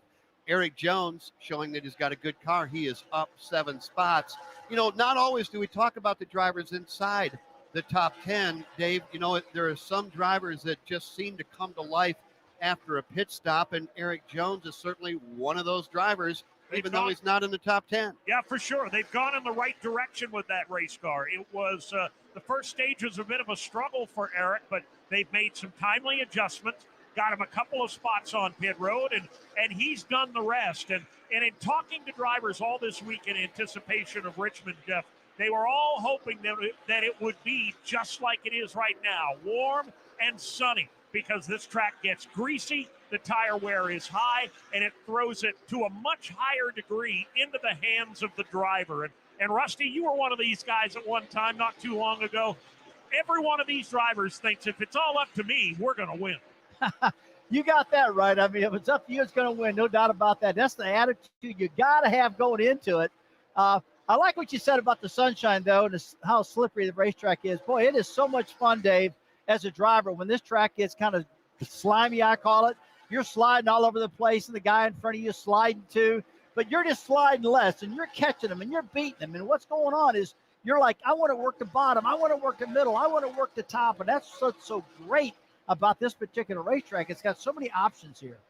Really does. And think about the rules package that these cars are running this week, and it's called the 750 package. That's the 750 horsepower, far more horsepower, but the rear spoiler, normally it's 8 inches tall, that goes along the trunk of the race car, acts as a big parachute, but here with this 750 package, it's a tiny little 2 3/4 inches tall, so you really don't have a whole lot of rear downforce on your race car. No, you don't. You can't get in the corner as deep as you want to. And one thing I mentioned to Dave Moody before this race started, I said, I bet late in this race you're going to see a lot of red hot right front brake rotors coming at you, because Dave, is high on a tower outside of turn 3, doing all the spotting over there and doing a great job, might I add.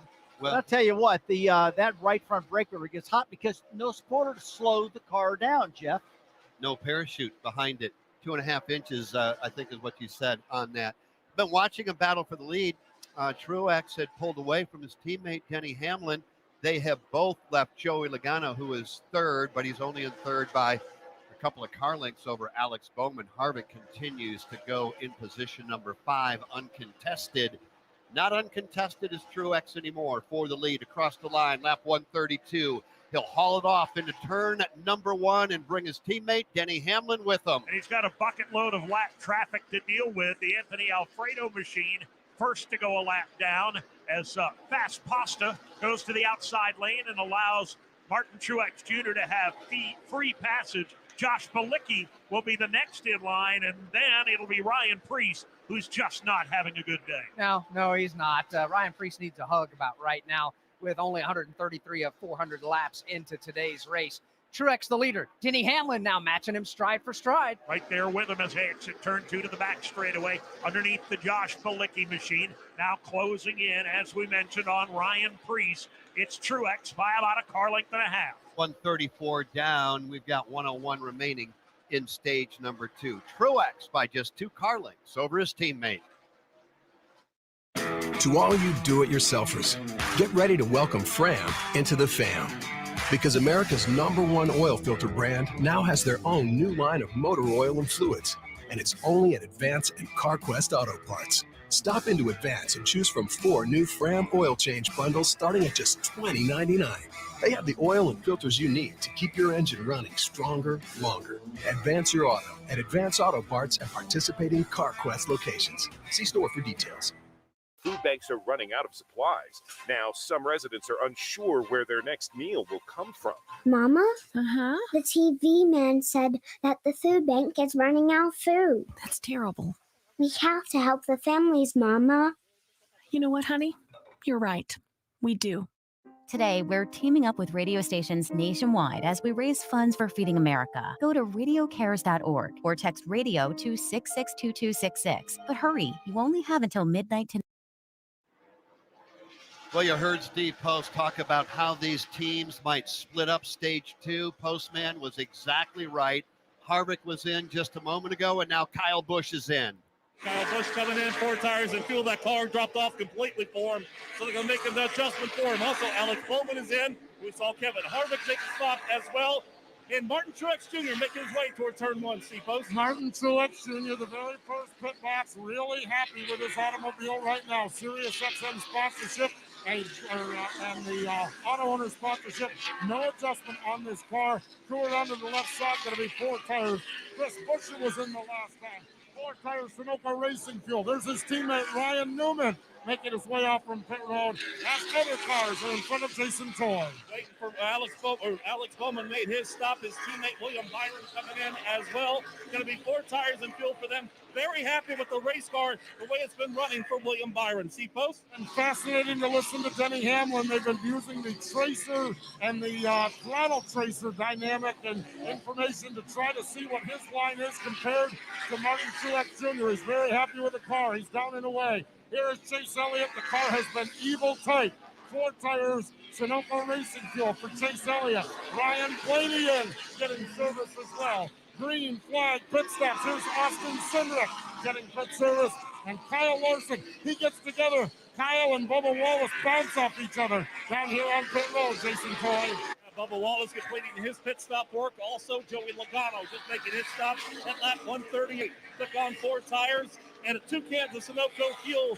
Saying this car got pretty neutral there on the latter end of that Trouble line. turn 3. Ryan Newman gets tagged from by Austin Cindric. He spins up to the outside retaining wall. Incidental contact, if any, for Newman. The Oscar Mayer Bacon machine, a sizzling spin in turn number 3 after getting together with Austin Cindric. Caution on the speedway for the 3rd time this afternoon for a problem in front of Dave Moody. Well, it was a 2-car incident. One of those deals where Cindric had a wheel inside. Ryan Newman contested the spot. Contact was made, and around goes Newman right in the middle of green flag pit stops. Well, they were 3 wide as they worked into turn number 3. Kyle Larson on the bottom, Cindric in the middle, Ryan Newman nowhere to go but around. Caution flag number 4, make that number 3 on the speedway right now, and it came in the middle of green flag stops, and that's going to shake things up. We'll reset it when we come back. From Richmond Raceway, this is the Motor Racing Network, the voice of NASCAR. Hi, I'm Justin Haley, driving the number 77 Spire Motorsports Chevrolet in the NASCAR Cup Series. As a driver, I know that unexpected can happen. That's why I'm excited to partner with Air Med Care Network this season. AMCN offers emergency medical air transportation at no out-of-pocket cost to members. I'm proud that my fans can benefit from a membership that protects them and their finances when they need it most. Join and get up to a $50 e-gift card. Use coupon code NASCAR at airmedcarenetwork.com/NASCAR.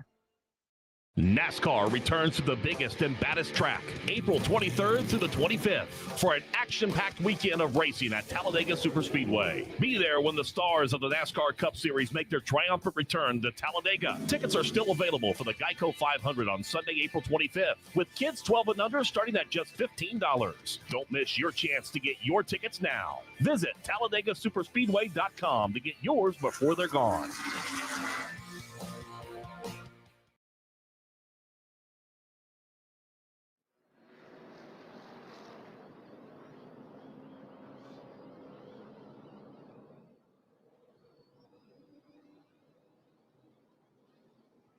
Most of the cars had pitted prior to the spin by Ryan Newman, but not all, and they're going to get a break right now. Let's start with Steve Post. Tyler Reddick, one of those drivers that stayed out. He's been pretty content with his race car, and they're doing left side tires on this car now. So Sunoco Fuel left side tires. Tyler Reddick down and away. Jason Toy. Out on this end of pit road, we saw the man that took over the lead. Brad Keselowski came in, 4 tires and fuel for him. The car just basically went nowhere about midway through that run. So they made a massive chassis adjustment on the right side for him. Topped it off with Sunoco Fuel. He got driver service as well, handed a water bottle and a clean windshield. Also, Austin Dillon with a good run, consistently continuing on. 4 tires and fuel for him. We'll set the leaderboard for you when we come back. With round-the-clock protection at a great price, your Progressive policy works the way it's supposed to, unlike this unenthusiastic hype man. Okay, everybody, let's make some noise.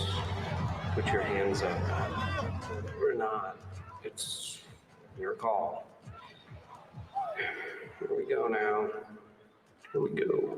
Switch to Progressive today. It is electric in here. Progressive Casualty Insurance Company and Affiliates.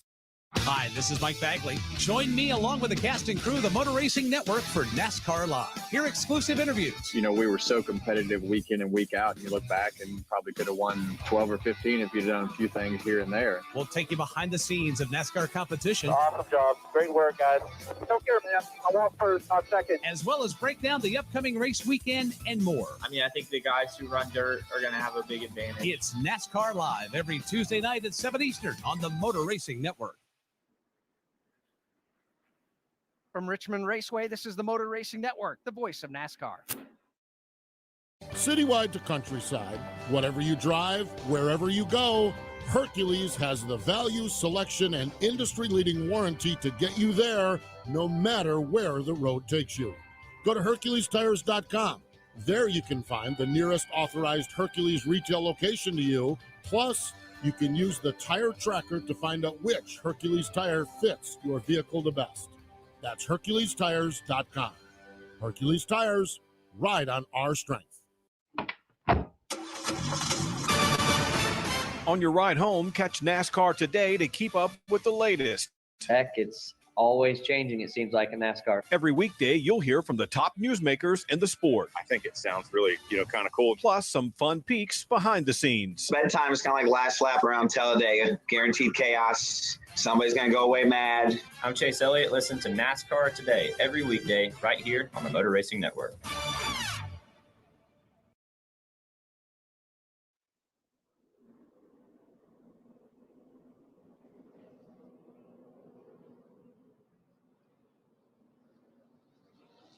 Signal given, 1 to go, and we'll go back under the green flag in 3/4 of a mile. As it stands right now, with the field that being rebunched behind Kip Childress in the pace car. Kevin Harvick is the leader. Martin Truex Jr. will be second. Denny Hamlin will be third. Actually, Truex will be the leader. Harvick just nosed past him here at the start-finish line just to trip the scoring. As it stands, 20 cars are on the lead lap. Ross Chastain is the last one of those. First car, one or more laps down, is Kyle Larson. So it's Harvick and Truex, row 1, Denny Hamlin and Alex Bowman together in row 2. Row 3, teammates Logano and Keselowski. Row 4 has Austin Dillon working to the inside of his teammate, Tyler Reddick. Row 5 for the restart, Matt DiBenedetto alongside Daniel Suarez, who is right now running inside the top 10. Off turn number 4, they come back to the start-finish line. Green flag goes back in the air as they race back into turn number 1. It's going to be Martin Truex Jr., the race leader. He gets away quickly with the lead. They are 3 wide back for the number 3 position. Brad Keselowski flexing muscle in that high outside lane as his teammate Joey Logano. He and Logano just put Alex Bowman 3 wide in the middle. Here they come now, racing hard, back off turn number 4 from second on back. Hamlin, Harvick, Keselowski, Logano, and more. Here they come midway through turns 1 and 2. Truex is away by a couple of car lengths. It is hot and heavy behind them. Denny Hamlin rides in second. Half a car length back to Harvick. Looking to the high side now. Here comes Brad Keselowski.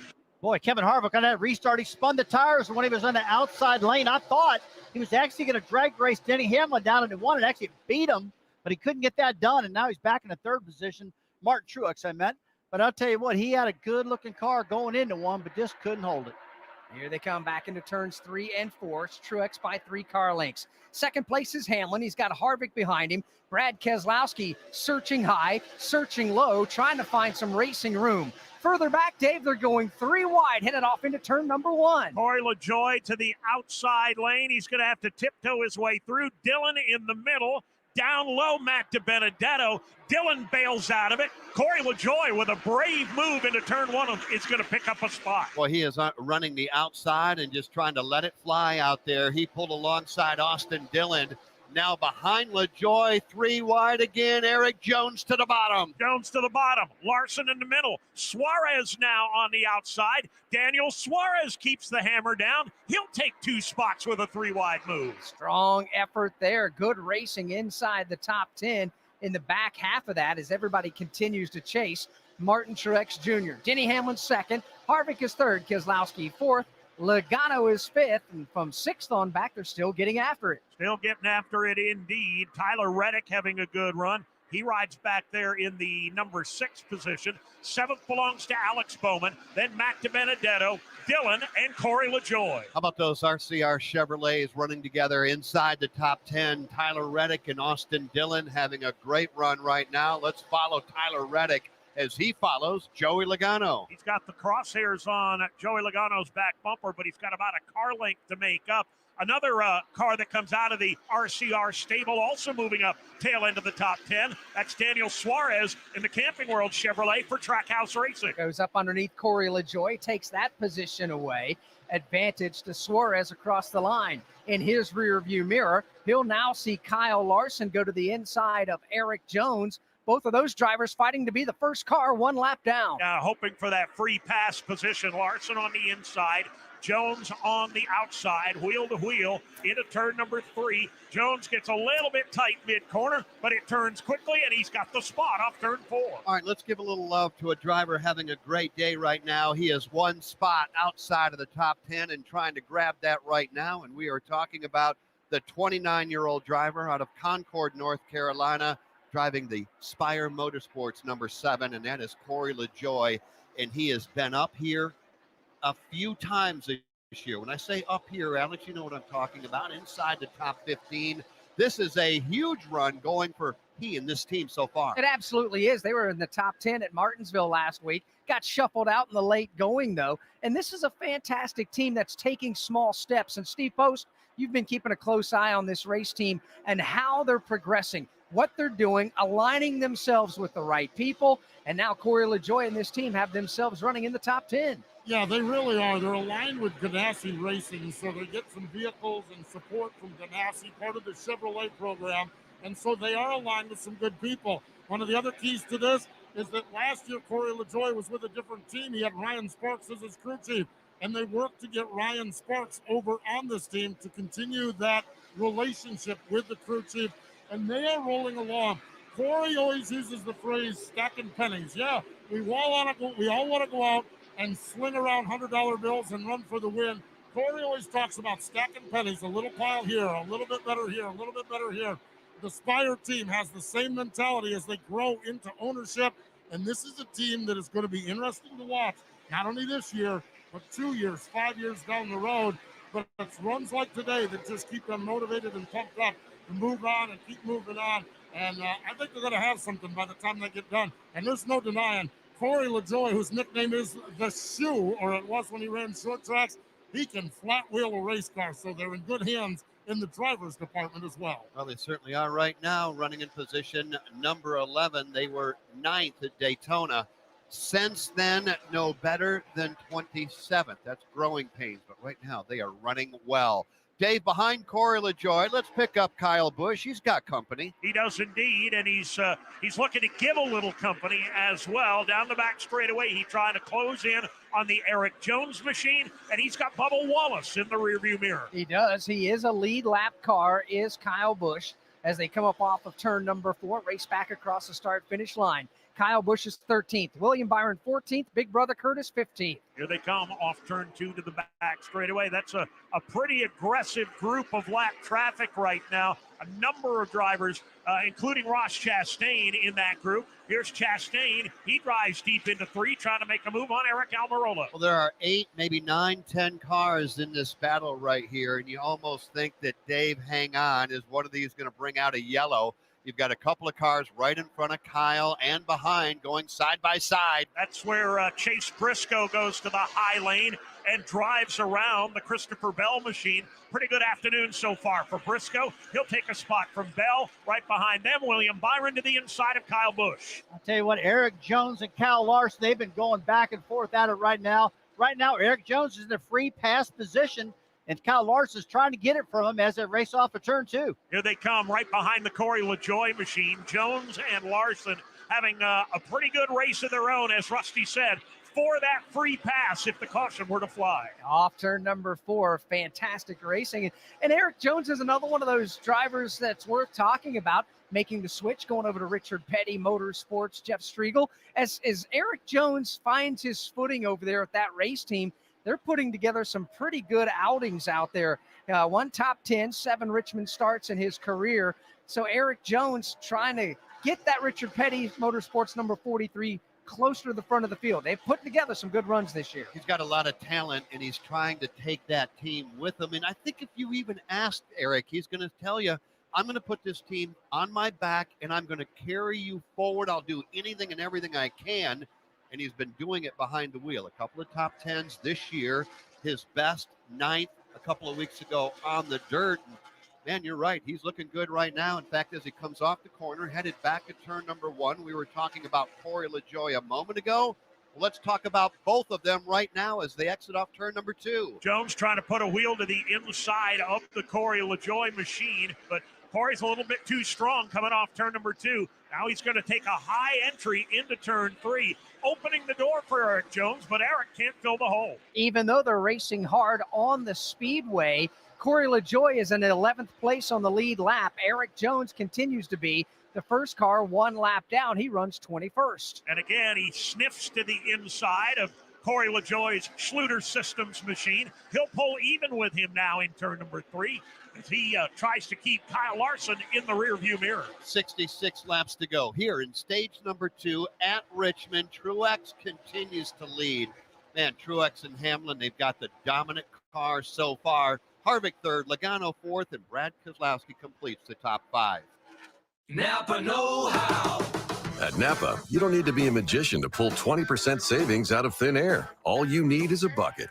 Yep, you can magically save on 3 or more items with a $2.99 Napa bucket. So use whatever magical catchphrase you want, like Abraca Bucket, or Alica Savings, or Bippity Boppity Bucket, and save 20% today. Quality parts, helpful people. That's Napa know-how. Napa know-how. At participating locations, exclusions apply. May not be combined with other offers. Offer ends 4/30/21. The next stars of NASCAR take on Talladega Superspeedway for an action-packed doubleheader on Saturday, April 24th. Be there to witness the stars of the NASCAR Xfinity Series and ARCA Menard Series battle on the biggest and baddest track. Tickets for the Ag Pro 300 and General Tire 200 are still available and start at just $45, with kids 12 and under free. Don't wait. Get your NASCAR doubleheader tickets now. Visit TalladegaSuperspeedway.com to lock in your experience today. Logano and Harvick have got it going on from third and fourth. Make it fifth because Brad Keselowski right there as well. So 3, 4, and 5 nose to tail, but they are losing ground to 1 and 2. And that, of course, is Truex and Hamlin. 62 to go in stage 2. Next time by. From Richmond Raceway, this is the Motor Racing Network, the voice of NASCAR. Hey, race fans, this is Darrell Waltrip, and I'm letting you know that NASCAR returns to the Nashville Superspeedway for a NASCAR Cup Series race with the inaugural Ally 400. Join us on Father's Day weekend for 3 days of racing, June the 18th through June the 20th. Get your tickets now at NashvilleSuperspeedway.com or call 866-RACE-TIX. That's 866-RACETIX. I'll see you out there. The economic impact of the pandemic has turned American life upside down. Over the past year, these family moments don't worry, honey. Everything's going to be okay. have become these family moments. Don't worry, Daddy. Everything's going to be okay. People who never dreamt they would need help feeding their families now need food assistance. Help Feeding America at radiocares.org or text radio to 662266 and we'll send the donation link to your phone. But hurry, you only have until midnight tonight.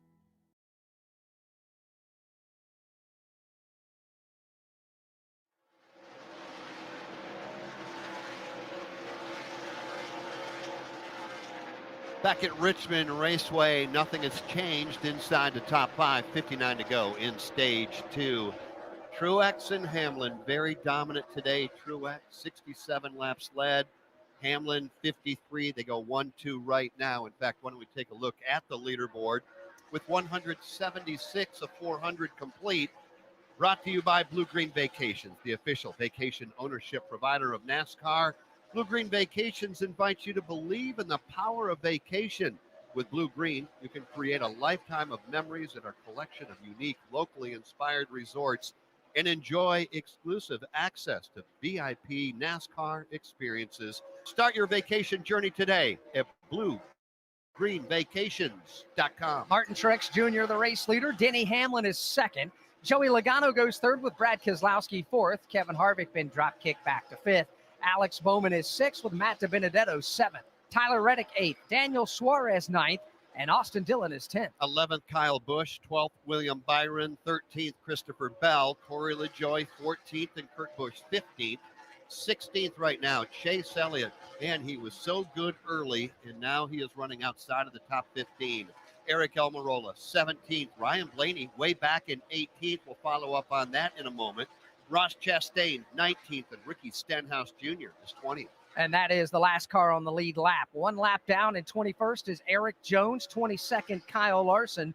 23rd is Chase Briscoe. 24th, Austin Cindric. 25th is Bubba Wallace. 26th, Cole Custer. 27th is Ryan Preece. 28th is Chris Buescher.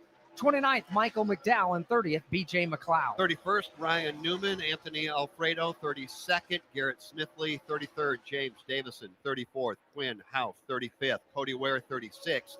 Josh Bilicki, 37th, and Justin Haley is 38th. And he is the only car out of the race. Had problems on the drop of the green flag. Heard a loud pop when everybody was coming up to speed. His car then began to fade and went straight to the garage area. Tough break there for Justin Haley, the Indiana native. As we continue to work under the green flag here, Steve Post, Jason Toy working down on the pit lane. We'll start with you, Jason. Are we expecting another pit stop before the end of stage number 2? One of the things about it, Alex, if you listen to the radio, you have a lot of different strategies that are trying to be played out here. And of course, other teams, listen to other teams. So you hear a lot of code words like Mustang. Mustang is the call when it comes to pit stops. We'll have to see how it shakes out. Some of these teams are preparing as if they're getting ready to come down for a pit stop before the end of stage 2 to split things up. That's how important tires are here. And we've seen a lot of drivers getting all they good. We call it getting the goodie out of those tires on the drop of the green flag. But once it does, it's just maintained. Don't lose any. You're not going to really gain any. So you're going to try to get as much as you can when you have those fresh Goodyear Eagles on there, Steve Post. Yeah, that last run before those green flag pit stops was about 50 laps, and this stage to the end from the when we went to green is about 90. So I would not be shocked if more cars do not come down pit road for another one to split this into the end. What I am confident about is when one crew chief pulls the trigger to make that move, I think others will follow. The downside is we saw what happened there, a caution right after that, and they ended up almost, a couple cars lost the lap. And as we say that, looking up, Denny Hamlin's crew is on the wall. Martin Truex Jr.'s crew is on the wall. So indeed, they are going to split this stage with 2 pit stops. Martin Truex, the very first pit box. Here's Denny Hamlin into his. One of the water bottles comes flying out of the car. Both these cars very, very good. Right side work is done. The left side work is done on Denny Hamlin. Left side work. Wrapping up on Martin Truex Jr.'s car. Hamlin going to be a little bit quicker. Oh, I don't know. Yeah, Hamlin gets out. He gets by. Martin Truex Jr. on pit road. So here they come now, all of them, because the leaders came to pit road. That will force just about everybody else's hand. Austin Dillon now making a stop. With the floodgates, here they all come. Austin Dillon with a chassis adjustment on the right side. Second cam. Sunoco fuel going in. Also, second set here on the left side. Here are those Goodyear Eagles. Also, Kyle Busch has made a pit stop as well, Steve Post. Corey LaJoie is in getting pit service. The sign is out for Tyler Reddick. Here's Chase Elliott. Oh, air pressure adjustment. 4 tires, Sunoco Racing Fuel on the Napa Auto Parts. Chevy Camaro. Kyle Larson getting pit service. Here's Tyler Reddick getting pit service. Chris Buescher also. All these pit stops, green flag stops. Here on lap 187, Jason. On this end of pit road, we also saw pit stop for Eric Jones. Joey Logano, who's had a good, consistent run. 4 tires and fuel for him as well.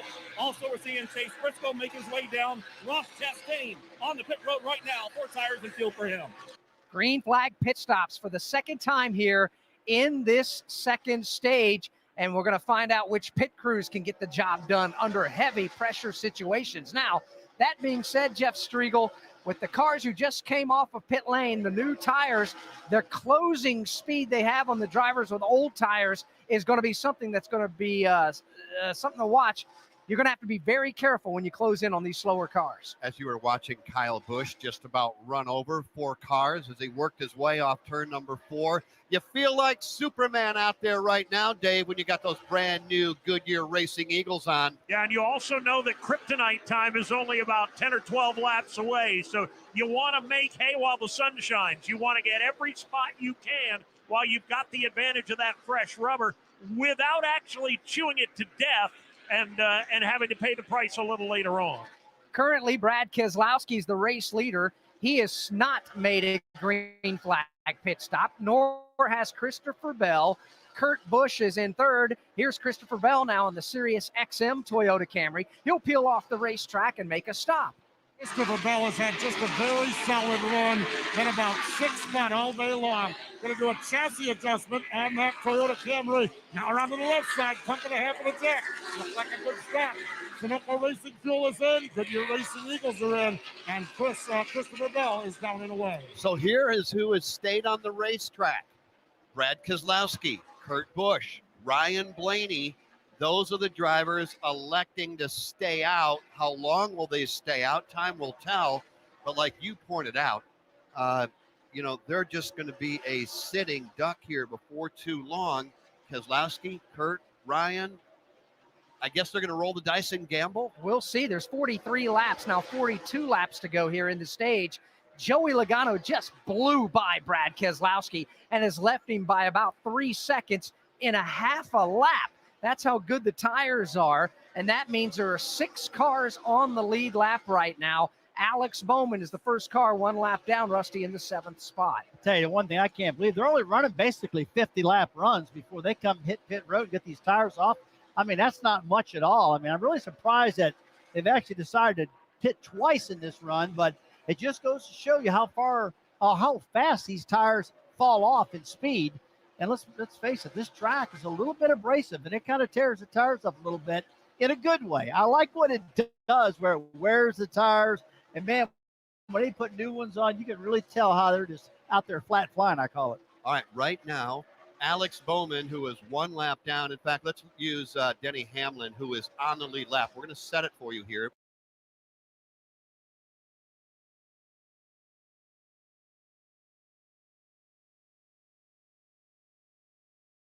But we'll do it in just a moment. 23.38. Because sooner or later they're going to begin to unlap each other as we see Kurt Busch on pit road. But Hamlin and Truex are on the lead lap, and they are flying through the field. They absolutely are. They're up to 2nd and 3rd now. 13.9 seconds behind the race leader, Brad Keselowski. How quick will that lead remain for Brad? We'll find out. But Keselowski currently is the race leader. Are you a gig worker or self-employed? Get in the PPP fast lane with Wampley. Wampley has helped over 100,000 small businesses get a PPP loan and proudly serves more than 600,000 small businesses across America. Millions of self-employed workers may qualify for up to $50,000 in 100% forgivable loans. Funds are limited, so apply now at wampley.com/NASCAR. That's WOMPLY.com/NASCAR. Wampley is not a lender. Terms and program rules apply. Grassroots Racing. It's where I got my start and what we talk about on NASCAR Coast to Coast. I'm Hannah Newhouse. Join me and Kyle Rickey each week as we talk with drivers from NASCAR's National, International Touring Series, and your local NASCAR track. Kyle talks with the Wheel and Modified Driver of the Week, and we give you all of the latest news and race results. You can watch on MRN.com, Facebook, or YouTube. You can also subscribe to the podcast on your favorite podcast platform. NASCAR Coast to Coast, grassroots racing coverage you won't find anywhere else. Brad Keselowski's lead is 10.4 seconds. That equates to a half a racetrack right now on the 2nd place and hard charging Denny Hamlin. We'll follow up in Keselowski's pit in a moment. From Richmond Raceway, this is the Motor Racing Network, the voice of NASCAR. The 1993 Cup Series season had more than its fair share of twists and turns. Rusty Wallace flips 1, 2, 3 times. Every time the car's hitting and it's wrecking, and you're like, oh, this one here is going to be the one that's going to be lights out. It's going to knock me out. Here's stories you've never heard before in a 10-part series called The 1993 Season. Dale Jarrett's got the lead. He goes to the inside. Earnhardt's not going to get him. I knew if he got to my bumper, what was going to happen. You can download it for free on iTunes or on MRN.com right now. This is Steve of Wing Nation. Join Aaron Evernham and me every Tuesday and Thursday as we talk dirt, sprint car dirt tracks, dirt racing, dirt racers, dirt news. From the National Touring Series to your local track, we cover sprint car racing coast to coast. Live Tuesdays at noon Eastern on wingnation.com and Wing Nation's Facebook page, or catch the podcast on podcast platforms or YouTube. Your go-to for 10 years of award-winning sprint car coverage, Wing Nation.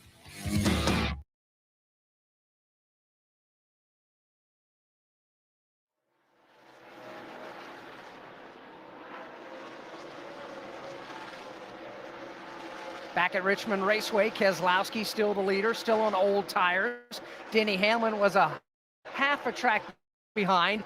He's now on the same straightaway. Jason Toy, what is the strategy for Brad Keselowski? Well, it's kind of a twofold deal here. They're trying to see if they can stay out long enough to actually maybe win the stage.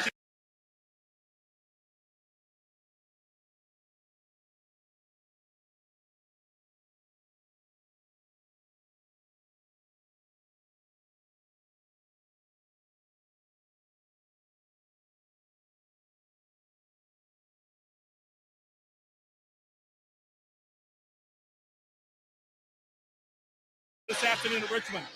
If it stays green, he's not going to win the stage. I can tell you that. 30 laps to go in the stage, and Hamlin is about to drive by him as though he's tied to a stump. Keselowski rolling the dice. Rusty, what do you think? opportunity to come and get tires with everybody else. You've got a good race car. He's shown that. But electing to do this a little differently than everybody else? Well, a couple of things I mentioned earlier was 50 laps. Man, that's not a long run at all on this particular racetrack. Those are short stops. Although, if you don't do it, you're going to get beat big time, like you said. I believe he really thinks that his car was holding on real good, and he just did not need to pit. Maybe the other thing going through their mind, if they stay out and a caution flag comes out while everybody else pitted, they're going to put the whole field a lap down. That could have been what they're thinking. Here they are. The battle for the race leads in front of Dave Moody. And it's going to be over almost instantly. Denny Hamlin just drives by Brad Keselowski like Brad was tied to a stump. Denny Hamlin back to the point and immediately gone by 5 car lengths. And again, right now, Denny is running 1.5 seconds quicker than Brad is. And lap after lap, it'd be almost impossible to call everybody that is going by Brad. Now they'll have to get by Denny to unlap themselves, and that's a little different story, Alex. And right now we have 16 cars on the lead lap, and Chase Elliott is the last one in 16. He is, but Chase Elliott's in jeopardy of going a lap down as we speak. First car 1 lap down is Ross Chastain, and he is on the back bumper of Brad Keselowski. Chastain about a half a straightaway too late to try to get his lap back from when Keselowski was the race leader. Denny Hamlin by Ryan Newman. Denny Hamlin by Eric Jones. Next in line, Chase Elliott, who is trying to stay on the tail end of the lead lap. The defending NASCAR Cup Series champion now running for his life because Denny Hamlin is beginning to loom large in that rearview mirror, looking to put the Napa Chevrolet 1 lap down. Truex has made his way up to position number 2. Keselowski's fallen back to 3rd. The next driver to challenge Brad will be his teammate. That'll be Joey Logano. Logano will be there in just a moment. Hang on, Brad. He'll be there in a matter of about, 2 seconds, Dave? Yeah, I'd say about that. More than about a half a lap is all it'll take for Joey Logano to eat up that margin. As a matter of fact, he's done it already. He is right there, 2 car lengths back, 1 car length back on the back bumper. And now, as the spotters say, bumper, door, clear, and gone. And that is exactly what happened right here on the front straightaway. Logano by Brad. Kurt Busch is going to try to go by Brad also. As a driver, I would think, Alex, if you're driving that number 2 Ford, you've got to be going, man, oh man, why did we not come to get tires? We are getting blown away by everybody. All I'm doing out here is just trying to keep it off the fence and maintain, but you are just free falling now down the leaderboard. Well, as Jason Toy reported, Jeremy Bullins, the crew chief, they want to have an extra set of brand new tires in the box over top of the entire competition. That's a great thing. But Rusty, it's not a great thing though if this race stays under the green flag. We don't have any more caution flags after the stage break. What happens if the race goes green the whole way? You can't afford to make a green flag pit stop. No, that's exactly right. And the thing that always crossed my mind, if you got an idea, something you want to do that you think it's just fantastic, I believe you're going to sit down and pay for that. And if you're the only one in the entire field doing it, a lot of times I see somebody do something and I'm like, is that put them smarter than all the rest of the competitors out there? Most of the time it's not. And what happens, those Tuesday afternoon or Tuesday morning meetings the teams have, they sit down and say, why did we do that? Tell me why we did that. Let's work this out so that doesn't happen again. Well, right now, Brad is running about a second, a little over slower than everybody on the lead lap, and Brad is 4th. There are 16 cars on the lead lap, and there are 20 laps to go. And right now, he's about maybe 10 seconds in front of the rest of the cars on the lead lap. If you do the math, Brad's not done with this free fall before we get to the end of the stage. Right now, let's pause 10 seconds for station identification on the Motor Racing Network.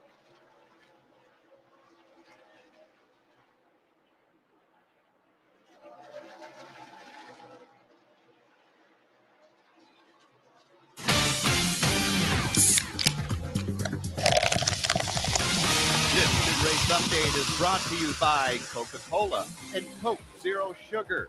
With so many delicious Coca-Cola flavors and Coca-Cola Zero Sugar flavors options to choose from, you'll have to taste them all. Been a great race here as we have 18 laps to go in stage number 2 of the Toyota Owners 400 here at Richmond Raceway. So glad you can join us on the Motor Racing Network.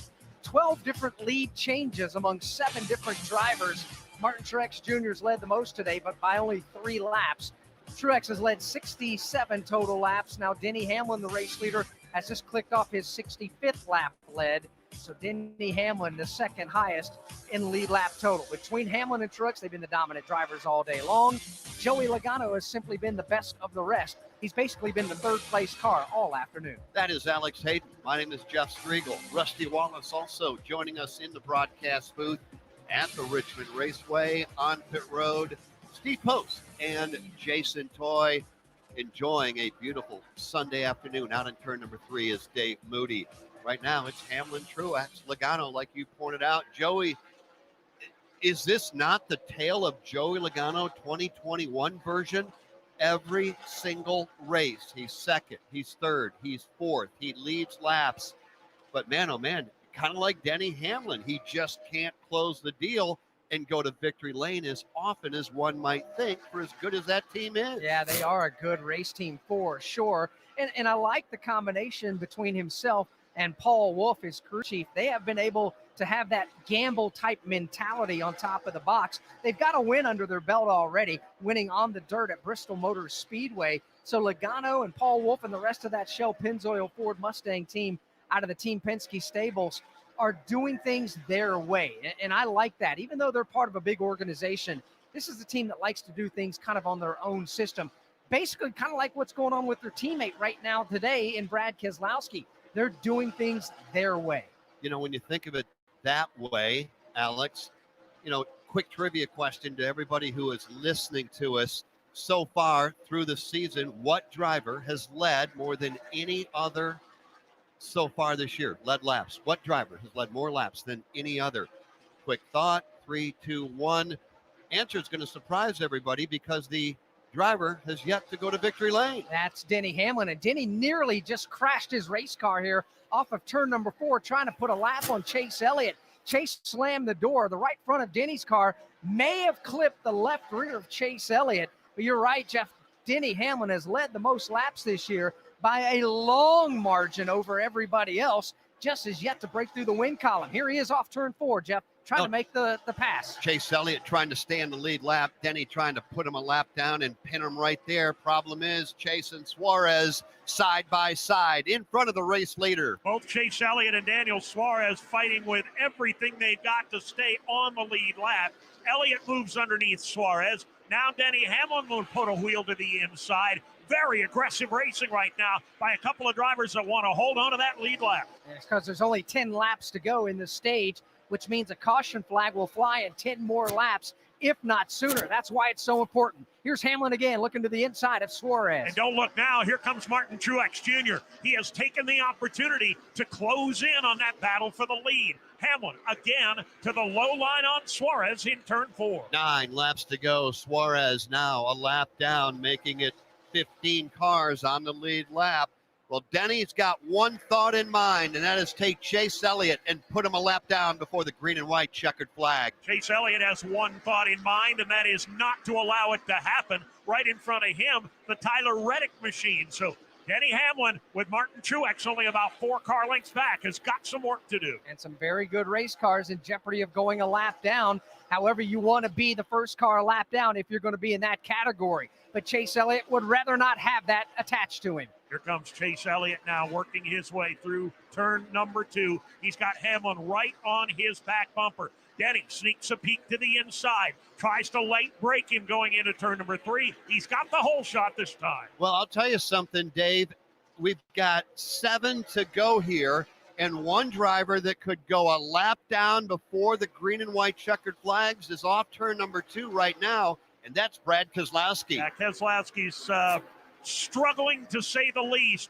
They've played the cards that they dealt themselves, and now if Denny Hamlin can play a little catch-up, he's still got about 20 car lengths in hand, but as slow as Brad Keselowski is right now, that won't last long. Not at all. 6 laps to go in the stage. Denny Hamlin's got Chase Elliott right on his back bumper. Hamlin trying to lap Reddick. Tyler Reddick now in danger of going a lap down. Keselowski tied up in a pretty good pack of lap traffic as well. He's not going forward. He's going backward as the leader continues to close in. Well, they are all over the back of Brad Keselowski. In fact, you've got lap cars now working to his inside and outside.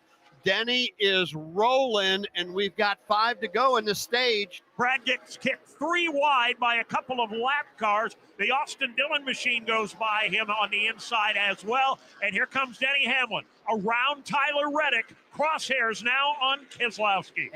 And Reddick will go a lap down. Keselowski directly in front of the race leader, Denny Hamlin. They'll flash by the start-finish line. 4 laps to go in the stage. Keselowski's going to try to hang on. Boy, and this game plan about to explode in Brad Keselowski's face right now. Here comes Denny Hamlin. He's not even going to mess with, try to drive under him. He just goes to the outside. Bye-bye, Brad. Around the outside goes Hamlin. Keselowski now a lap down. Well, right now, Brad is saying, Denny, go get, or actually don't go get Austin Dillon. Brad is in a free pass position, or is he? Lap down cars, 3 wide and 1. Elliott goes underneath him. Reddick goes around him on the outside. Now the free pass is out the door for Brad Keselowski as well. Kurt Busch has got the freshest tires of those 1 lap down cars as Kurt Busch goes to the inside of Reddick. It may get physical before the end of the stage. Here's Kurt Busch off of the corner. He needs to pass Reddick. He needs to pass also Chase Elliott. This is to stay on the first car 1 lap down. Completes the pass of Tyler Reddick, does Kurt Busch. Now beginning to close in on Chase Elliott. Kurt now looking to the downside as they come down the back straightaway into turn number 3. Elliott slams the door in 3. And that would change if Denny Hamlin can get by Austin Dillon. Hang on, 1 to go. A lot could change. Denny Hamlin across the line. Austin Dillon dead in his sights. Kurt Busch trying to make a move on Chase Elliott, but Hemrick is right there trying to force his way to the inside. Here comes Kurt. He'll try to go to the outside. Squeeze job by Chase Elliott as they go around the outside. Kurt is there in 3. Green and white checkered flag waving at the start-finish line. Denny Hamlin will win the stage. Who will be the first car lap down to get the free pass? It'll be Chase Elliott by half a car over Kurt Busch. Denny Hamlin wins stage number 2 as the caution flag will fly for the 4th time today. Martin Truex Jr. second in the stage. Joey Logano 3rd. Alex Bowman 4th and Kevin Harvick 5th. Matt DiBenedetto 6th. Kyle Busch 7th. 8th, William Byron. 9th, Christopher Bell. Eric Almirola will finish the stage in 10th. Where did Keselowski end up? On the strategy, 1 lap down all the way back in 16th. Bottom of the 9th, 2 outs, base is loaded. This is what it's all about. And here's the pitch. Oh, a deep drive to center, way back. This could go all the... And now a message from our sponsor. Bundle your home and auto with Progressive for great savings and round-the-clock protection. Progressive. I can't believe it. Did that really just happen? Folks, you'll never forget where you were when you heard that call. Progressive. There's never a bad time for great protection. Progressive Casualty Insurance Company and affiliates. Bundle discount not available in all states or situations. O'Reilly. Is your car no longer stopping like it used to? Don't miss out on spring brake deals at O'Reilly Auto Parts. Our professional parts people will help you find the brake parts and supplies you need to do the job right the first time. You'll find great deals on brake pads and rotors, fluids, degreasers, and more. Stop by O'Reilly Auto Parts today or visit O'ReillyAuto.com. O'Reilly Auto Parts. The Xfinity fastest lap of the race so far was run by Denny Hamlin. He turned a lap at 120.762 miles per hour. Xfinity XFi Internet, that's more than just fast. Xfinity, proud premier partner of NASCAR. From Richmond Raceway, this is the Motor Racing Network, the voice of NASCAR. Citywide to countryside, whatever you drive, wherever you go, Hercules has the value, selection, and industry-leading warranty to get you there no matter where the road takes you. Go to HerculesTires.com. There you can find the nearest authorized Hercules retail location to you. Plus, you can use the tire tracker to find out which Hercules tire fits your vehicle the best. That's HerculesTires.com. Hercules Tires, ride on our strength. Hey, race fans, this is Darrell Waltrip, and I'm letting you know that NASCAR returns to the Nashville Superspeedway for a NASCAR Cup Series race with the inaugural Ally 400. Join us on Father's Day weekend for 3 days of racing, June the 18th through June the 20th. Get your tickets now at NashvilleSuperspeedway.com or call 866-RACE-TIX. That's 866-RACETIX. I'll see you out there.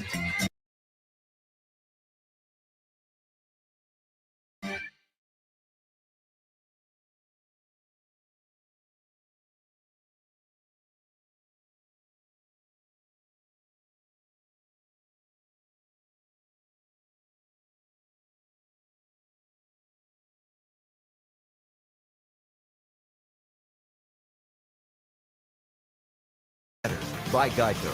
Whether you rent or own, Geico makes it easy to bundle home and car insurance.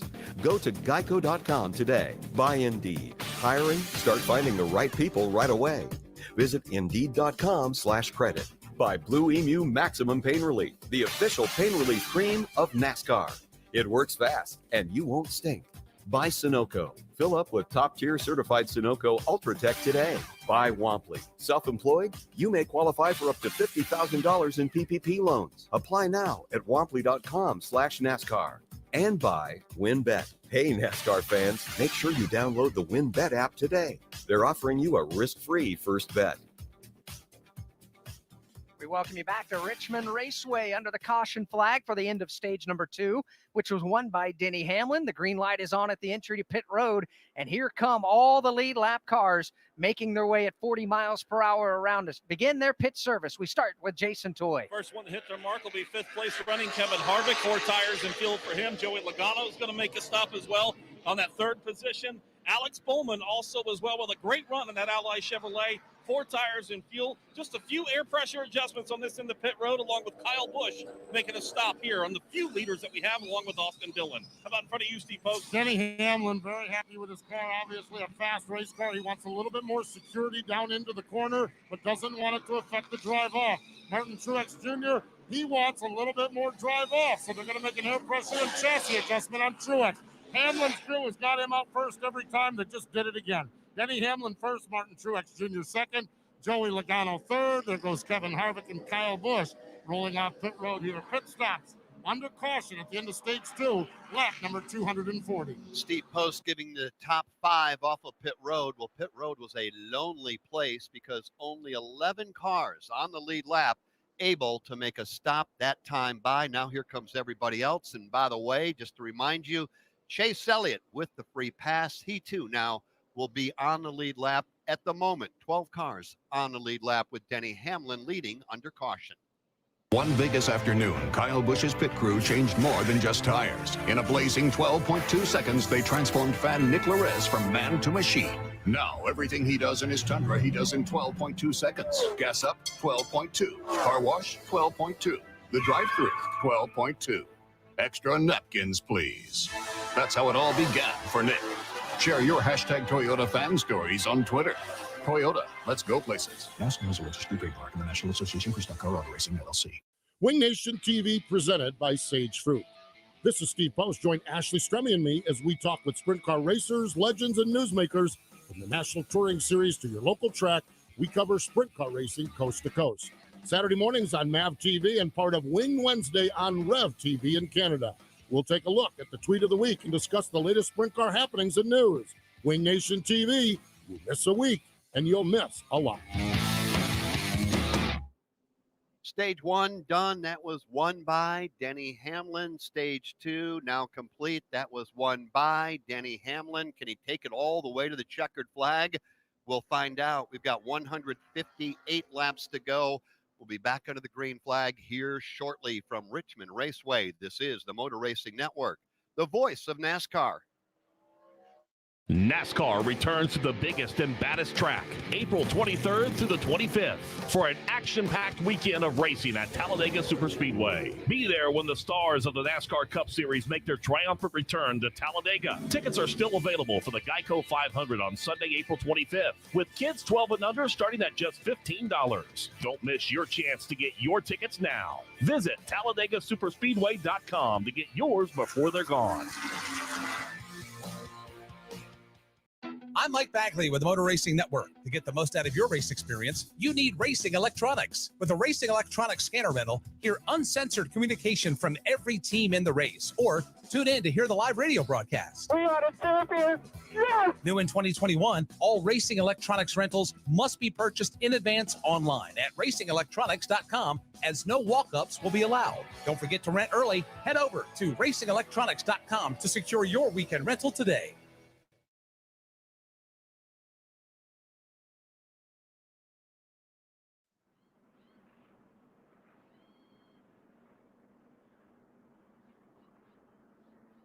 Back at Richmond in stage 1, 2 now complete. We get ready to make the run to the black and white checkered flag, the one that counts.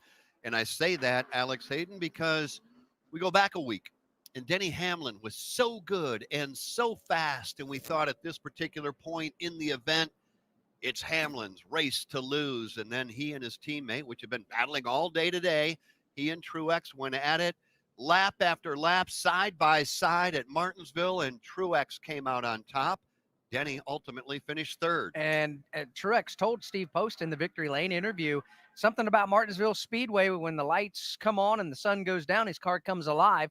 That took place. But Rusty, we're not going to be seeing the lights come on here. We better not see the lights come on here at Richmond today. We're going to be racing under the sunshine today. Yeah, it's going to be hot sunshine today. At least the track's going to be pretty warm with no overcast and no nighttime stuff like that. But I'll tell you, these two, the 11 car, Denny Hamlin and 19 of Truex, they've been side by side all day long. They can't seem to shake each other at all. One car I'm pretty impressed with, we talked about earlier also, is Kevin Harvick. He's in the 4th position right now. He's been staying in the top 5. His car seems like it hangs on longer and longer as the run goes on.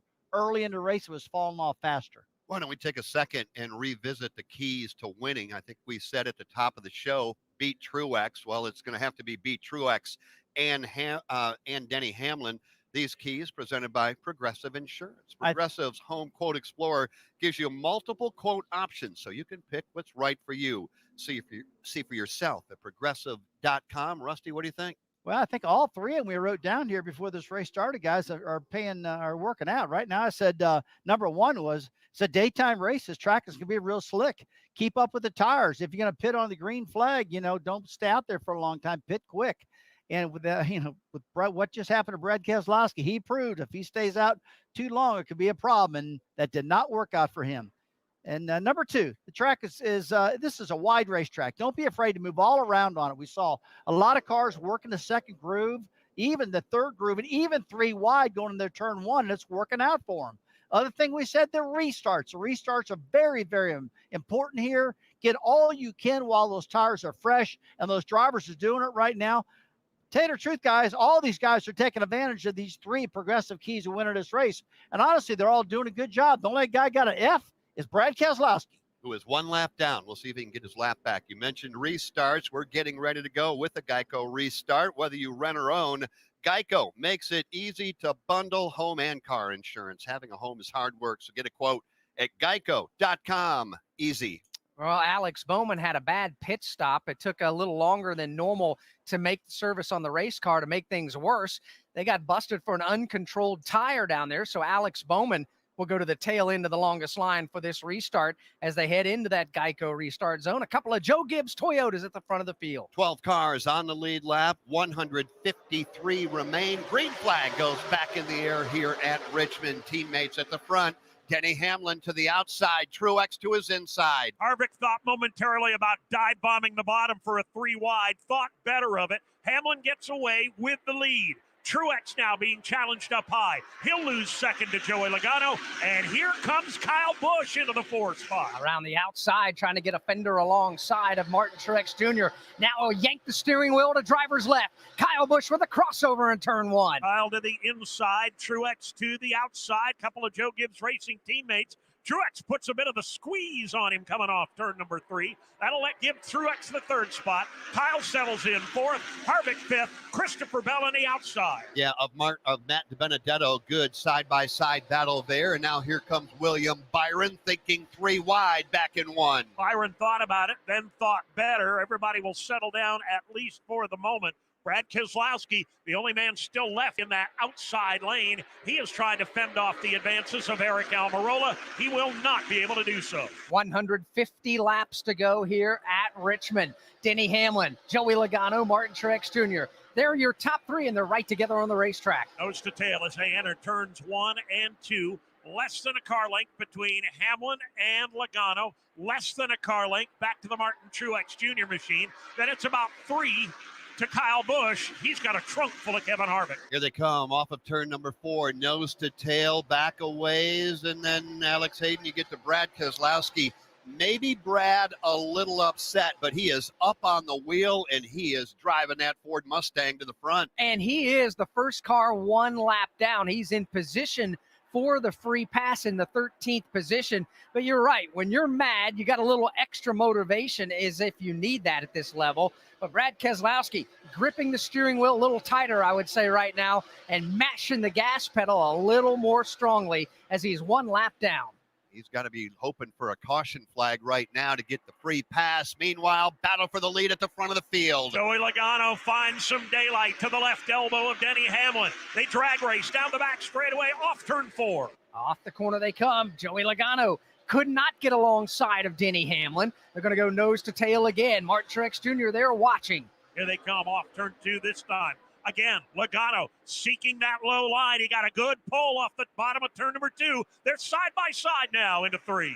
146 laps to go, side by side at Richmond. Logano on the inside, Hamlin on the outside, advantage Denny.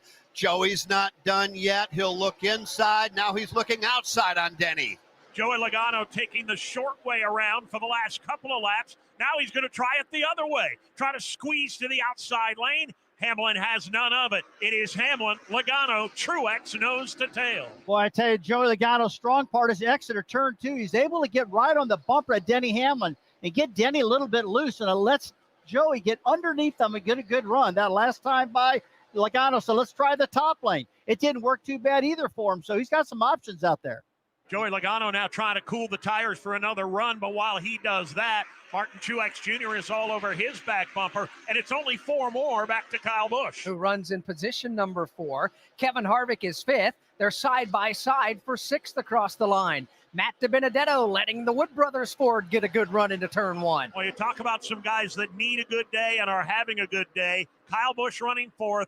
Harvick running 5th. DiBenedetto now takes the number 6 position as he drives under Christopher Bell. Here they come now, back off 4, watching the battle for the lead. It will not go away. Logano tried to get a fender up alongside Denny Hamlin off 4. He'll do it this time in 1. Joey just pestering Denny Hamlin for the number 1 position.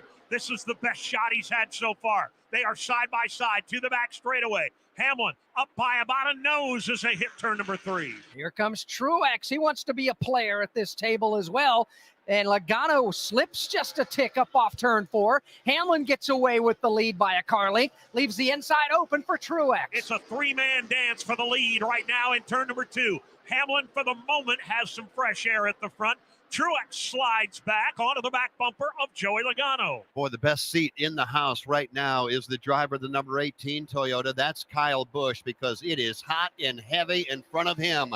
Hamlin, Logano, and Truex on the move. Martin Truex Jr. like a lightweight fighter, just bobbing and weaving all over the back bumper of Joey Logano. He faked a high line bid coming off turn 4. Dove to the bottom on the front straightaway. Neither one worked. He's back in line in 3rd. Boy, guys, that second lane is really working good. I just got a feeling if Joey Logano would stick to the second lane or Martin Truex stick to the second lane, they could actually catch Denny Hamlin, maybe pass him on the top side of this racetrack. That looks strong up there. And as much as Logano was moving the car from top to the bottom, trying to get a run alongside of Hamlin, same with Truex, all the while Denny Hamlin, the leader, was running his line. Question is how much abuse did Joey Logano give to his Goodyear tires on those attempts? Hamlin is the race leader. He's opened up by about 3 car lengths. We got 139 laps to go. Hey, we get it. You don't want to be hearing a Progressive commercial right now, so let us tell you something you do want to hear. No one is funnier than you. People laugh just thinking about the things you've said. I'm laughing at one of them right now. Coworkers repeat your jokes at the office, but they're never as good as when you tell them, and shame on them for trying. There, don't you feel better? You'll also feel better knowing you could save when you bundle home and auto with Progressive. Although I'm sure you'd have a funnier way to say that. Progressive Casualty Insurance Company affiliates and other insurers. Bundle discount not available in all states or situations.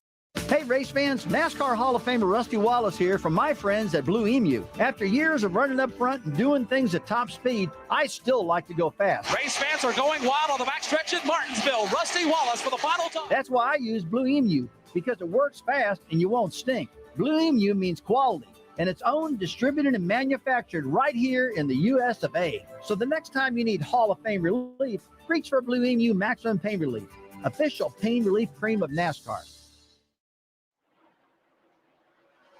No change in the running order in the top 5. The only thing that has changed inside the top 5 is the distance between each car. It's a consistent 3 car lengths or so separating each one of the top 5 drivers. Denny Hamlin is the leader, 135 laps to go from Richmond Raceway. This is the Motor Racing Network, the voice of NASCAR. Are you a gig worker or self-employed? Get in the PPP fast lane with Wampley. Wampley has helped over 100,000 small businesses get a PPP loan and proudly serves more than 600,000 small businesses across America. Millions of self-employed workers may qualify for up to $50,000 in 100% forgivable loans. Funds are limited, so apply now at wampley.com/NASCAR. That's WOMPLY.com/NASCAR. Wampley is not a lender. Terms and program rules apply. MRN Classic Races. Here they come. They're about 1,000 feet away from the flag stand. Green flag goes in the air. Hear all of the greatest moments in NASCAR history. Dale Earnhardt is going to win the Daytona 500 in his 20th try. From Bristol to Darlington. Jeff Gordon will drive across the stripe and post his 7th Darlington Raceway victory. To the sport's greatest stars. The winner will be again Cale Yarborough. Live, right here on the Motor Racing Network.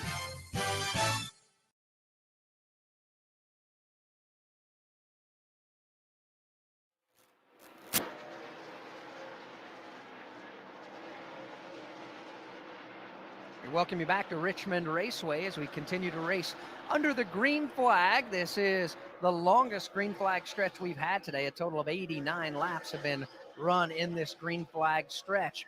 Now, let's take a look at the leaderboard brought to you by Indeed. Life is a marathon, not a sprint, unless you're hiring. Fortunately, Indeed has great tools that help speed up the hiring process. Visit Indeed.com/credit. So we have 131 laps that remain, 12 cars on the lead lap. Denny Hamlin leading over Joey Logano, Martin Truex Jr., Kyle Busch, and Kevin Harvick. That's your top 5. What a day for Matt DiBenedetto. Right now, he is running in position number 6. Christopher Bell, 7th. William Byron, 8th. Eric Almirola, 9th. And Austin Dillon is 10th. 11th is Alex Bowman. 12th is Chase Elliott. 13th is Brad Keselowski. 14th is Daniel Suarez. 15th is Ross Chastain, and Tyler Reddick goes 16th. Ryan Blaney 17th. Kurt Busch 18th. Ricky Stenhouse Jr. is 19th, and Corey LaJoie is 20th. 21st is Eric Jones. 22nd, Chase Briscoe. Kyle Larson, not a Kyle Larson kind of day. 23rd right now and a couple of laps down. Ryan Preece 24th. Cole Custer 25th. Chris Buescher 26th. Michael McDowell 27th. Bubba Wallace, 28th, Austin Cindric, 29th, and B.J. McLeod is 30th. 31st is Ryan Newman, 32nd, Anthony Alfredo. 33rd is Garrett Smithley, 34th is Quinn Houff. James Davison is 35th, Cody Ware, 36th. Josh Bilicki is 37th, and the only car out of the race in 38th is Justin Haley. So as they go back to turn number 1, Denny Hamlin bringing Joey Logano and leading him by 5 car lengths. 3 more back to Martin Truex Jr. Why don't we take a swing down pit road for a moment? How might this race play out? Alex Hayden just said we are in a long green flag run, and Postman, you know that is correct. So based on where we are right now, what are you hearing? What do you think? Well, if we do what we did in stage number 2, we're going to split this with 2 pit stops. We're looking at it. An exact number would be lap 293. So 20 laps from now, and then they would go to lap 346, and that gives them a 54-lap run to the end of the race. So I think that's probably what we're looking at. We saw what happened when someone tried to stretch it, Brad Keselowski. That didn't work out well, and so I think we're going to see 2 pit stops. They've got plenty of tires. They've got at least 3 sets of tires down here and 2 pit stops. Unless a caution comes out, then I think things get off the rails. So that's what I'm looking at as far as strategy goes here on this end of pit road. Jason, how about down there? What are you hearing? What are you seeing? A lot of the same thing that you heard as well. Similar strategies for some of these teams down here. They get that 50-lap mark to come in, get a fresh set of tires on, top off on fuel, and then another stop a little bit later on. That way you hold on to an extra set in case you get that caution to come down. For Brad Keselowski, they tried to make a gamble. Didn't quite work out. The upside is, if it plays out later on, and so far we've had a lot of the green flag runs, they've got an extra set if they ever need it in their arsenal. But sitting right now for Brad Keselowski, that first car lap down, trying to get back on the lead lap and go run for the win here. Also, a tip of the cap to Kevin Harvick. We talked about him earlier as well. He continues to be solid in that 4th position. The car kind of neutral. Doesn't want to go any much further, and he's not losing anything backwards. So a good run for Harvick in that Stewart-Haas Racing Ford. That report from pit road was presented by O'Reilly Auto Parts. Think O'Reilly Auto Parts for all of your car care needs. Get guaranteed low prices and excellent customer service at O'Reilly Auto Parts. Better parts, better prices every day. I want to correct myself. I said we were in the middle of an 89-lap green flag run. Actually, that's the longest green flag run of the day. We're actually in the midst right now of a 40-lap green flag run. Hi, I'm calling to schedule a shipment. Indeed knows unexpected employee turnover can turn your business upside down. Last pickup is at 7. Team, we gotta hustle. Like at Sumita's online chai company, to avoid back orders, she needs to get started hiring right away. I need Indeed. Indeed you do.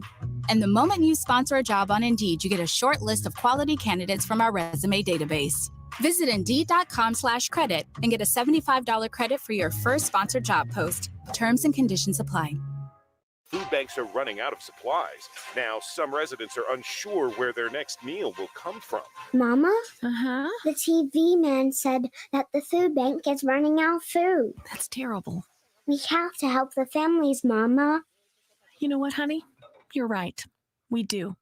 Today, we're teaming up with radio stations nationwide as we raise funds for Feeding America. Go to radiocares.org or text radio to 662266. But hurry, you only have until midnight tonight. Denny Hamlin's lead has grown to 1.4 seconds over Joey Logano, who continues to ride in the 2nd spot. That equates to about 15 car lengths on the racetrack. Logano has 2 car lengths over 3rd place Martin Truex Jr. 4th is Kyle Busch, and Kevin Harvick rounds out the top 5. 119 laps to go. From Richmond Raceway, this is the Motor Racing Network, the voice of NASCAR. Hi, I'm Justin Haley, driving the number 77 Spire Motorsports Chevrolet in the NASCAR Cup Series. As a driver, I know that unexpected can happen. That's why I'm excited to partner with Air Medcare Network this season. AMCN offers emergency medical air transportation at no out-of-pocket cost to members. I'm proud that my fans can benefit from a membership that protects them and their finances when they need it most. Join and get up to a $50 e-gift card. Use coupon code NASCAR at airmedcarenetwork.com/NASCAR. This is Kyle Rickey. Join me and Hannah Newhouse each week on NASCAR Coast to Coast. We talk with drivers from NASCAR's national and international touring series and from your local NASCAR track. I'll talk with the Wheel and Modify Tour Driver of the Week, and we give you all the latest race results. Watch on MRN.com, Facebook, or YouTube, or subscribe to the podcast on your favorite podcasting platform. NASCAR Coast to Coast, grassroots racing coverage you won't find anywhere else.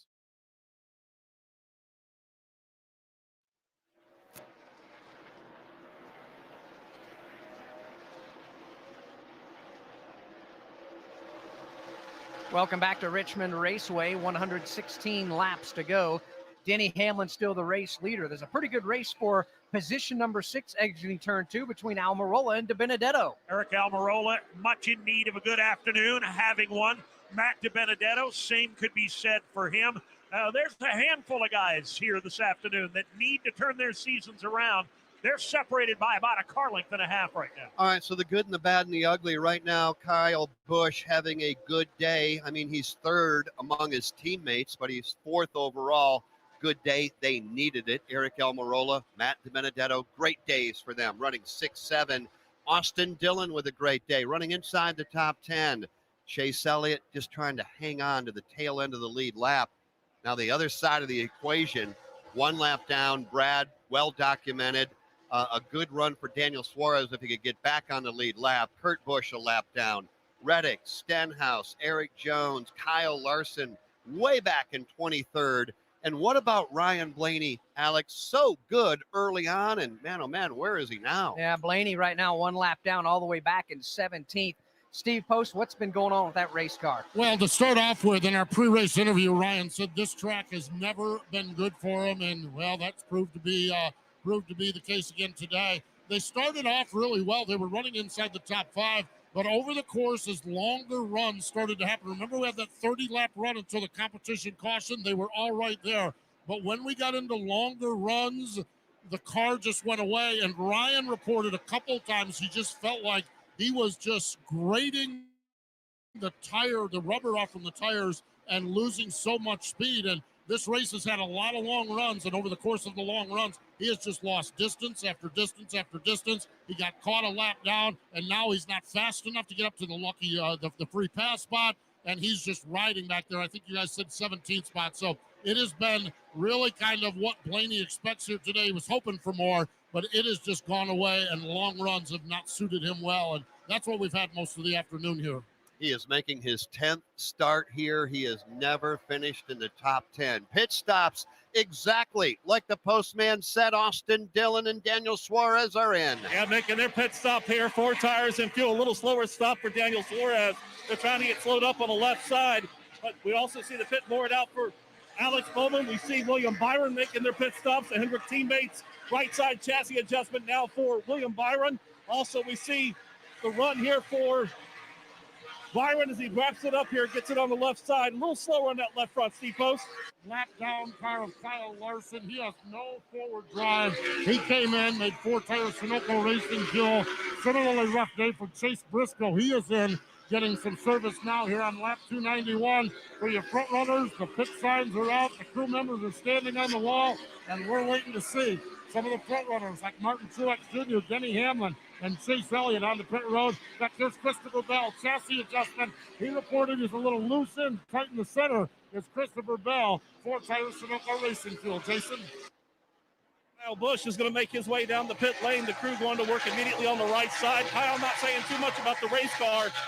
They're staying pretty neutral with it here on the later run of this afternoon here for him, but left side work now complete. Chassis wrench does go in on the left side for Kyle Busch. Race leader Denny Hamlin at 40 miles an hour makes his way in a pack of traffic towards his pit box. A long way to go, and he'll be greeted by Steve Post. Here he is in 3, 2, 1. Denny Hamlin is in. He hits the side perfectly with that automobile. It is the FedEx ground colors on the Toyota, and they look good on the right side. This team has been on point all day long. Left side tires off. Left side tires on. Jack is down. Gas can is out. Denny Hamlin's down and away. 2 pit boxes in front of him. Here's Chase Elliott. The Napa Auto Parts. Chevy Camaro. Bring that car in. It's going to be 4 tires, Sunoco Racing fuel. Jason Toy. Brad Keselowski come in, still 1 lap down, trying to work his way back up towards the front. Joey Logano also back down as well. 4 tires and fuel for the Penske teammates. Chassis adjustment here on the left side for Brad Keselowski. It just never ceases to amaze me, Alex and Rusty.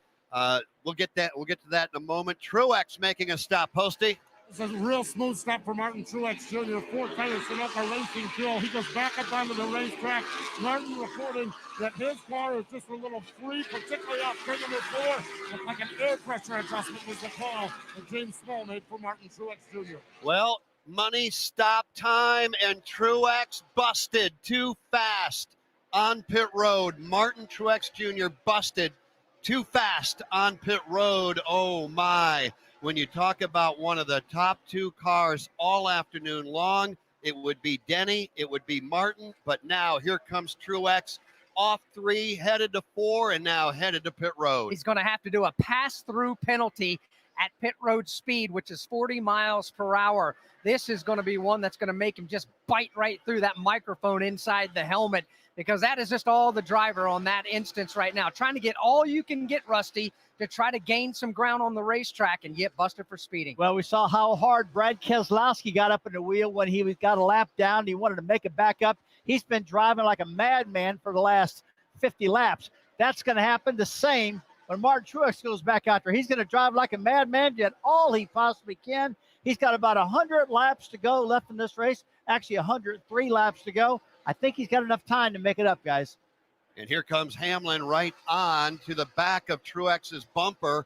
He could put him yet another lap down. 102 remain, a dagger for Truex, and Hamlin's going to try to finish him off. Yeah, Martin Truex Jr.'s got about 2 car lengths in hand over Denny Hamlin, and to say that it's critical that he stay in front of the leader would be a dramatic understatement. It looks like he's going to be able to do it. Off turn number 4, according to timing and scoring, yeah, Martin Truex Jr., even though he had a pass-through penalty, is the last car on the lead lap. He's going to run for his life right now. And even though they're teammates, that's Truex and Hamlin, boy, Denny Hamlin would love to put Truex a lap down, knowing that he is the competition here this afternoon. And you got to believe the spotter in Truex's ear is simply saying, you are on the lead lap. That is the leader behind you. Forget the fact that it's your teammate.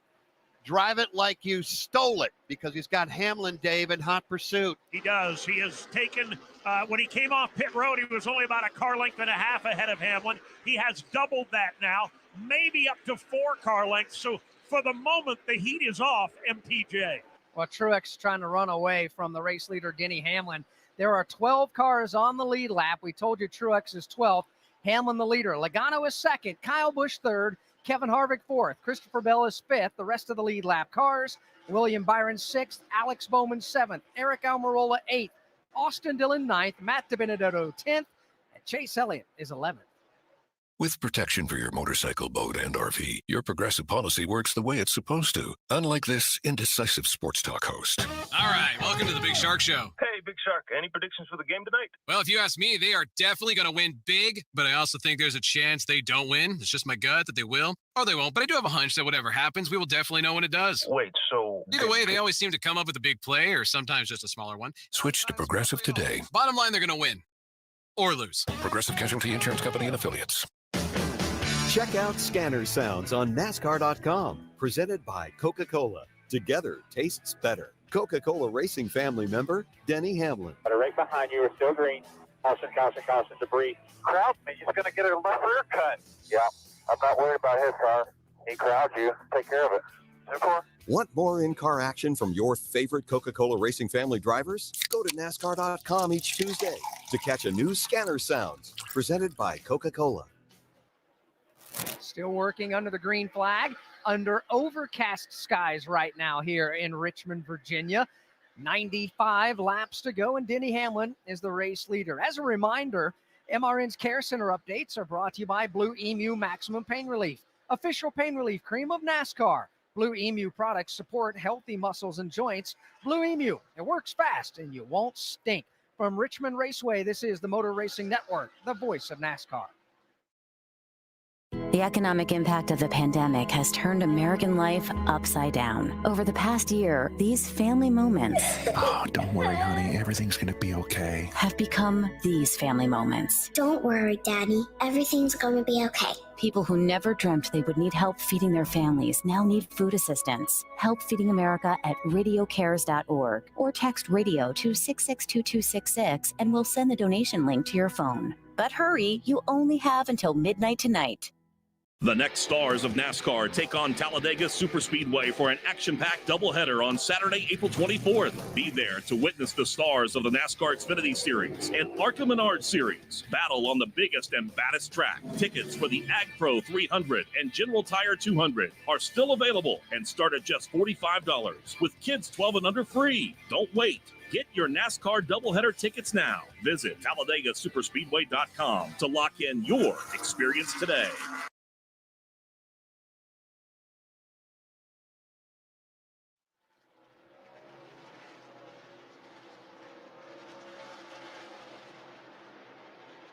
Working still under the green flag here at Richmond Raceway, down to 92 laps to go. And Denny Hamlin's lead, a consistent 1.7 seconds over Joey Logano. Kyle Busch is third, Kevin Harvick fourth, and Christopher Bell is fifth. William Byron right now is sixth, followed by Eric Almirola, Alex Bowman, Matt DiBenedetto, and Austin Dillon. That's your top 10. The other two cars on the lead lap, Chase Elliott and Martin Truex Jr. doing all he can to stay there, and he's doing it well. One lap down in that free pass position, Brad, he is just waiting, Alex, to hear in his ear, caution.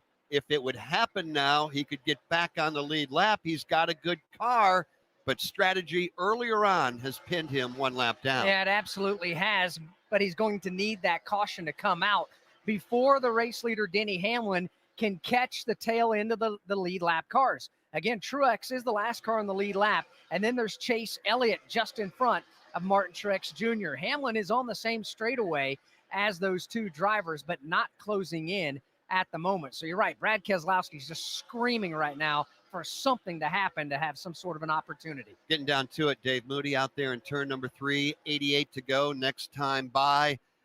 You know, when you think about this race, you can look at three drivers, Truex, Hamlin, Logano, dominant, but I do think we got to give a call to third best on the team. Kyle Busch has not had a bad afternoon either. No, there's no question about it, and we touched on it a little earlier, Jeff. Kyle Busch really needed a good run here very soon. He's gotten one here this afternoon. The same can be said for Kevin Harvick. The same can be said for Matt DiBenedetto. So some guys that have just had some rugged luck this year beginning to show some signs of turning it around here this afternoon at Richmond. Well, I'll tell you one thing. I think we're going to have some consistent weather. Remember when I said, hey, it's going to be sunshine at the end of the race? Guess what? I was wrong. There's no sunshine out here nowhere. And it's pretty overcast. The track is cooled back down, which gives us a real consistent track to finish this race on. So we'll see what happens. But boy, I tell you, it's a good call on what Dave just said. One of the guys he mentioned, Kevin Harvick. I was watching Kevin throughout the day so far, and it's just probably one of the best runs he's had all year long. And boy, that team really needs this run. Would you hit him, please, and tell him never to use the word overcast again this year, ever, never, Rusty? Okay, I won't. I'm not going to hit Rusty Wallace. He's tried to smack me a few times over the last couple of years. But no, just having fun up here. Overcast, I'm okay with overcast. Overcast is fine. Overcast is fine. It's the wet stuff that falls from the clouds is what I'm not okay with. And fortunately here this weekend, it's been spectacular weather here in the Commonwealth of Virginia. Eric Almirola is deserving of a tip of the cap right now, running in position number 7. Only one top 10 so far this season. And everybody was asking and scratching their head, what's going on with Stewart-Haas Racing? Kevin's not performing. You documented that. Chase Briscoe's only a rookie. Don't expect anything. Everybody does, but you shouldn't. Cole Custer, year number 2. That leaves Eric Almirola as the veteran with Kevin Harvick. But man, oh man, it's been a struggle. Not today, though. Good run. It really has been. Eric Almirola and that team have been able to hang on to the lead lap. They've been staying inside the second part of the top 10 for the better part of the afternoon. And this is a team, too, that with the full funding that they have behind him, with Smithfield Foods on board, they expect results. Quite frankly, Stewart-Haas Racing expects excellence out there, and they're finding it. I think now that they've gotten used to the way they're having to build the race cars after last year and the way they're having to bring setups to the racetrack, this team's starting to find their footing right now. Still a long way to go here in the regular season, let alone before we even begin playoff racing, keeping in mind that Almirola, Harvick, and even Cole Custer, playoff drivers 1 year ago. So those drivers still have plenty of time to try to work their way back into playoff contention. Well, you mentioned a number of drivers. Why don't we take a moment and tell you where your favorite driver is running? We'll take a look at the leaderboard and also keep our eye on Denny Hamlin, who is closing in on Chase Elliott. If Chase goes a lap down, that will take away the free pass opportunity for Brad Keselowski. 3:20 in, 80 to go. We'll take a look at the leaderboard presented by Advance Auto Parts. Get ready to welcome Fram into the fam. America's #1 oil filter brand now has their own new line of motor oils and fluids, and it's only at Advance Auto Parts and participating CarQuest locations. Denny Hamlin is the race leader. Joey Logano is second. Kyle Busch goes third. Christopher Bell is fourth, and Kevin Harvick fifth. William Byron sixth. Seventh is Eric Almirola. Eighth is Alex Bowman. Ninth, Matt DiBenedetto. And 10th is Austin Dillon. 11th is Martin Truex Jr. and Chase Elliott 12th. Those are the 12 cars on the lead lap at the moment. Brad, one lap down in 13th, followed by Kurt Busch, Ryan Blaney. That's your top 15. Daniel Suarez, Ross Chastain, Tyler Reddick, Ricky Stenhouse Jr., and Corey LaJoie complete the top 20. 22nd is Chase Briscoe. 23rd, Kyle Larson. 24th is Cole Custer. 25th, Ryan Preece. 26th is Chris Buescher. 27th, Michael McDowell. 28th is Austin Cindric. 29th, Bubba Wallace. And 30th, Ryan Newman. 31st, Anthony Alfredo. BJ McLeod, 32nd. Quinn Houff, 33rd. James Davison, 34th. Garrett Smithley, 35th. Cody Ware, 36th. Josh Bilicki, 37th. And Justin Haley completes the running order. He went out on lap 1. Justin Haley is 38th. While Denny Hamlin is trying to run down Chase Elliott to put him a lap down.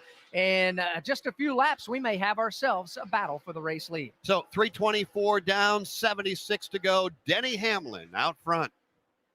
To all you do-it-yourselfers, get ready to welcome Fram into the fam. Because America's #1 oil filter brand now has their own new line of motor oil and fluids. And it's only at Advance and CarQuest Auto Parts. Stop into Advance and choose from 4 new Fram oil change bundles starting at just $20.99. They have the oil and filters you need to keep your engine running stronger, longer. Advance your auto at Advance Auto Parts and participating CarQuest locations. See store for details. He's one of NASCAR's all-time greats. The kid who took on the good old boys and changed NASCAR. Jeff Gordon races back to the checkered flag. If you can drive a car out of control like that, I thought this kid's going to be a star. MRN presents a 10-part podcast series that traces Jeff Gordon's rise to NASCAR legend. Would he win again? The answer is yes. He'll win at Martinsville. Jeff Gordon, the colorful career of the Rainbow Warrior. Available now at MRN.com and your favorite podcast source. You want drama? We got it. Chase Elliott trying to stay on the lead lap. Denny Hamlin trying to stay in the lead. Joey Logano closing in. We'll pick it up when we come back from Richmond Raceway. This is the Motor Racing Network, the voice of NASCAR. When you're on the go, missing the side-by-side action at the racetrack isn't a problem. Here comes Logano on the high side. He drives it deep into turn number 2. Motor Racing Network brings the NASCAR race to you, wherever you are, so you don't miss one lap of the excitement. Denny Hamlin has won the 61st edition of the Daytona 500. You are the man, DH. The power of radio to the imagination of the listener. Tune in to the Motor Racing Network. Visit MRN.com for an affiliate list in your local area.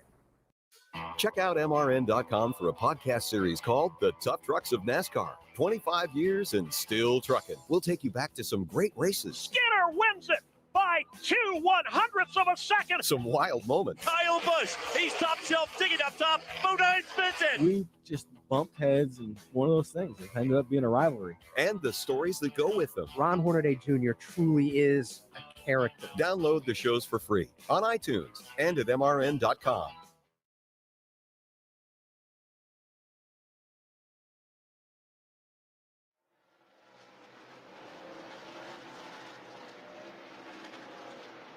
Back at Richmond, the battle for the lead and the battle to stay on the lead lap is headed to 3. Good news for Denny Hamlin. He's close to pulling up on the outside to put Chase Elliott one lap down. Bad news, he is doing it with Joey Logano all over him on the front stretch. 69 laps to go at Richmond. There's still a lot of traffic with the leaders. Here they come into turns 1 and 2. It's Hamlin to the outside of the Chase Elliott machine. He will complete that pass. Joey Logano in his tire tracks will do the same. Now, Austin Dillon dead ahead. Daniel Suarez dead ahead. Some pretty fast race cars. Free pass position at the moment belongs to Chase Elliott, not to Brad Keselowski. Leader of the race, Denny Hamlin, but for how long? Here comes Logano taking a peek to the inside. Got a little bit of open asphalt off turn number 2. They come up on the lap machine of Austin Dillon. Logano is there to the left elbow now of Denny Hamlin. Side by side into turn number 3. Well, anybody give an inch.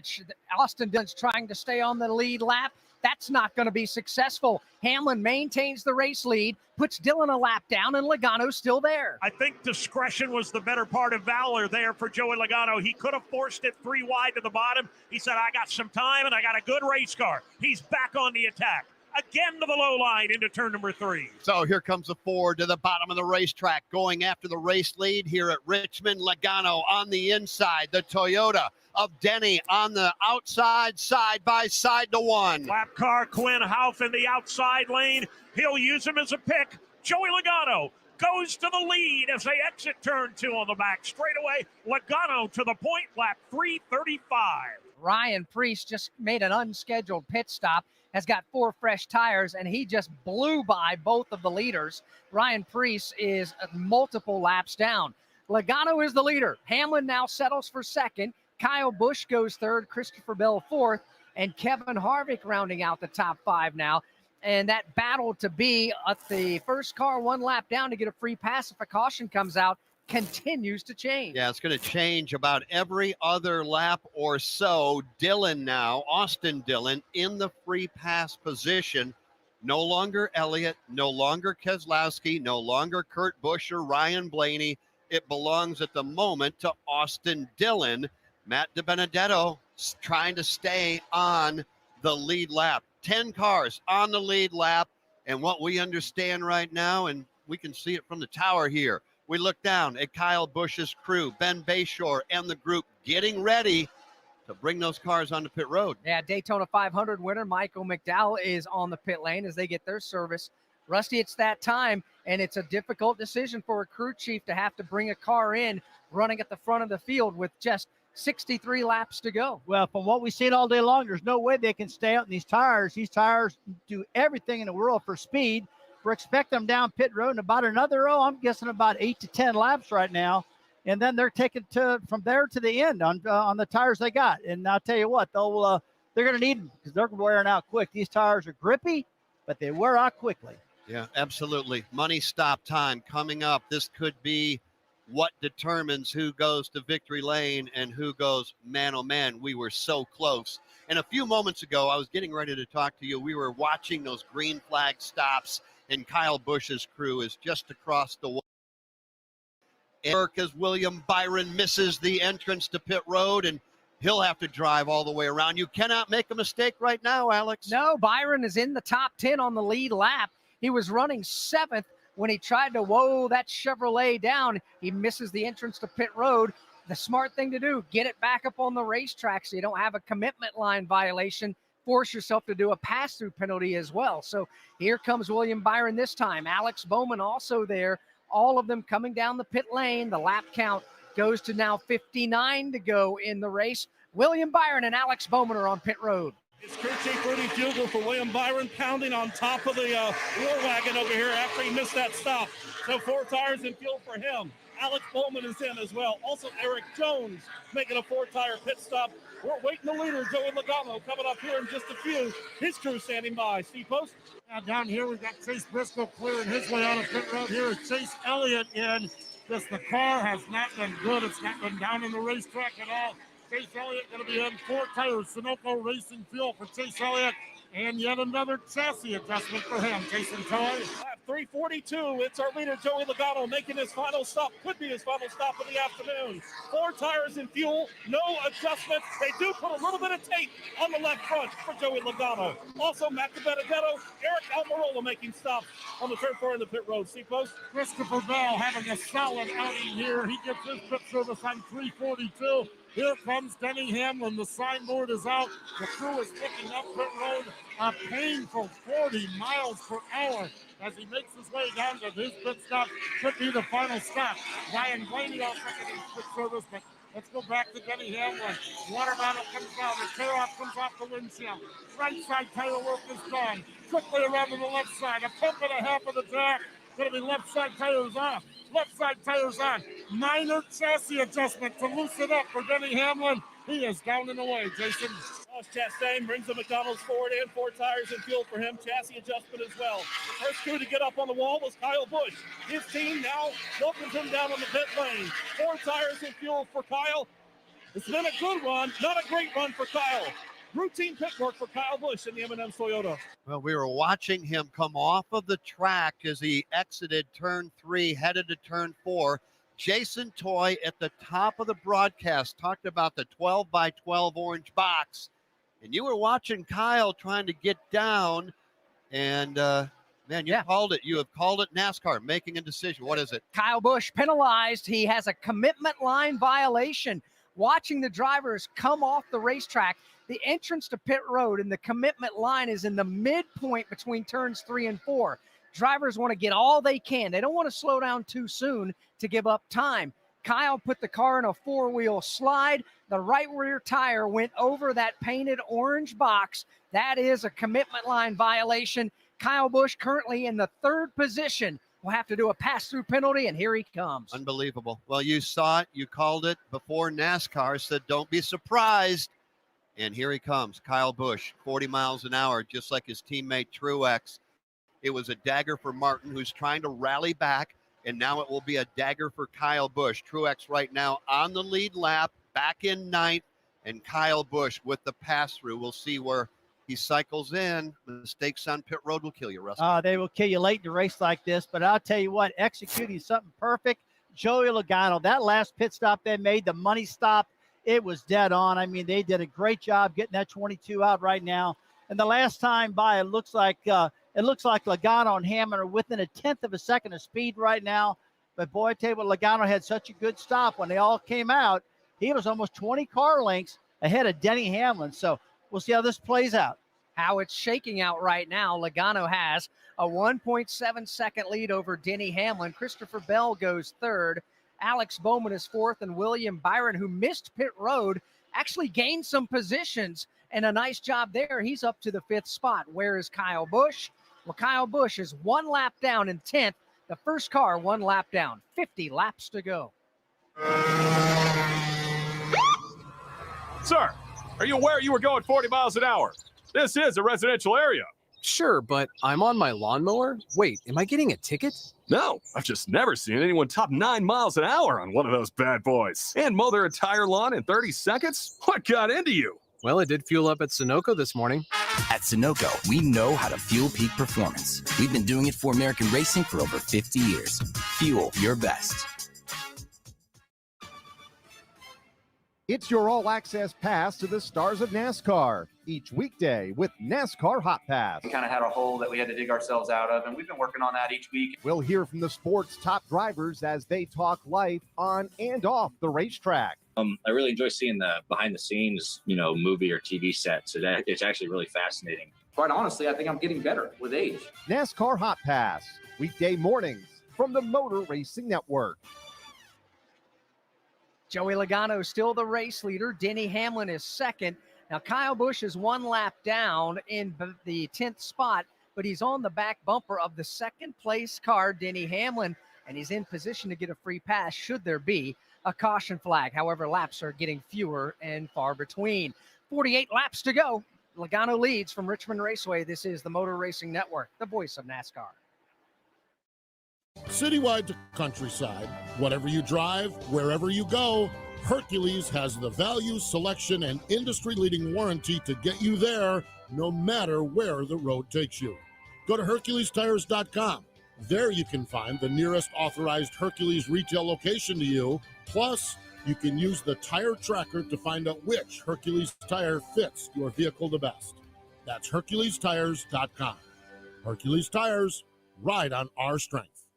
Hi, I'm Justin Haley, driving the number 77 Spire Motorsports Chevrolet in the NASCAR Cup Series. As a driver, I know that unexpected can happen. That's why I'm excited to partner with Air Med Care Network this season. AMCN offers emergency medical air transportation at no out-of-pocket cost to members. I'm proud that my fans can benefit from a membership that protects them and their finances when they need it most. Join and get up to a $50 e-gift card. Use coupon code NASCAR at airmedcarenetwork.com/NASCAR.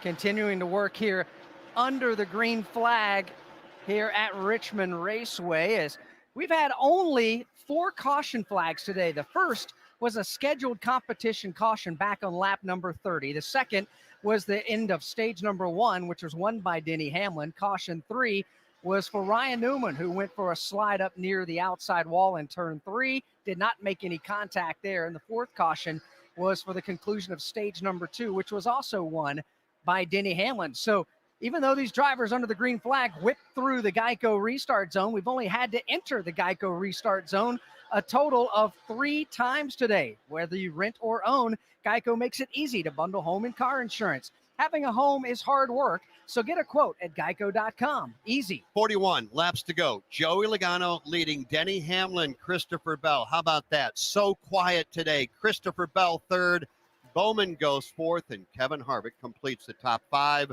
Right now, we're going to step away and pause 10 seconds for station identification on the Motor Racing Network.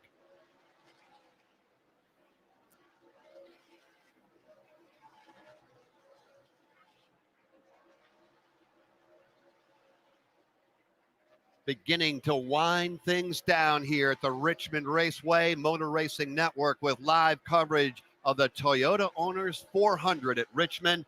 Glad to have you with us. 40 laps to go. Logano leading Hamlin, Christopher Bell, Bowman, and Harvick. That is your top 5. We'll reset it for you in a moment. Jeff Striegel alongside Alex Hayden and Rusty Wallace on pit road. Steve Post, Jason Toy, and out in turn number 3 is Dave Moody. And Alex, it's crazy. 9 cars, only 9 cars on the lead lap. But this race has been good from start to where we are now on lap 360. Including 10 different lead changes among 5 drivers.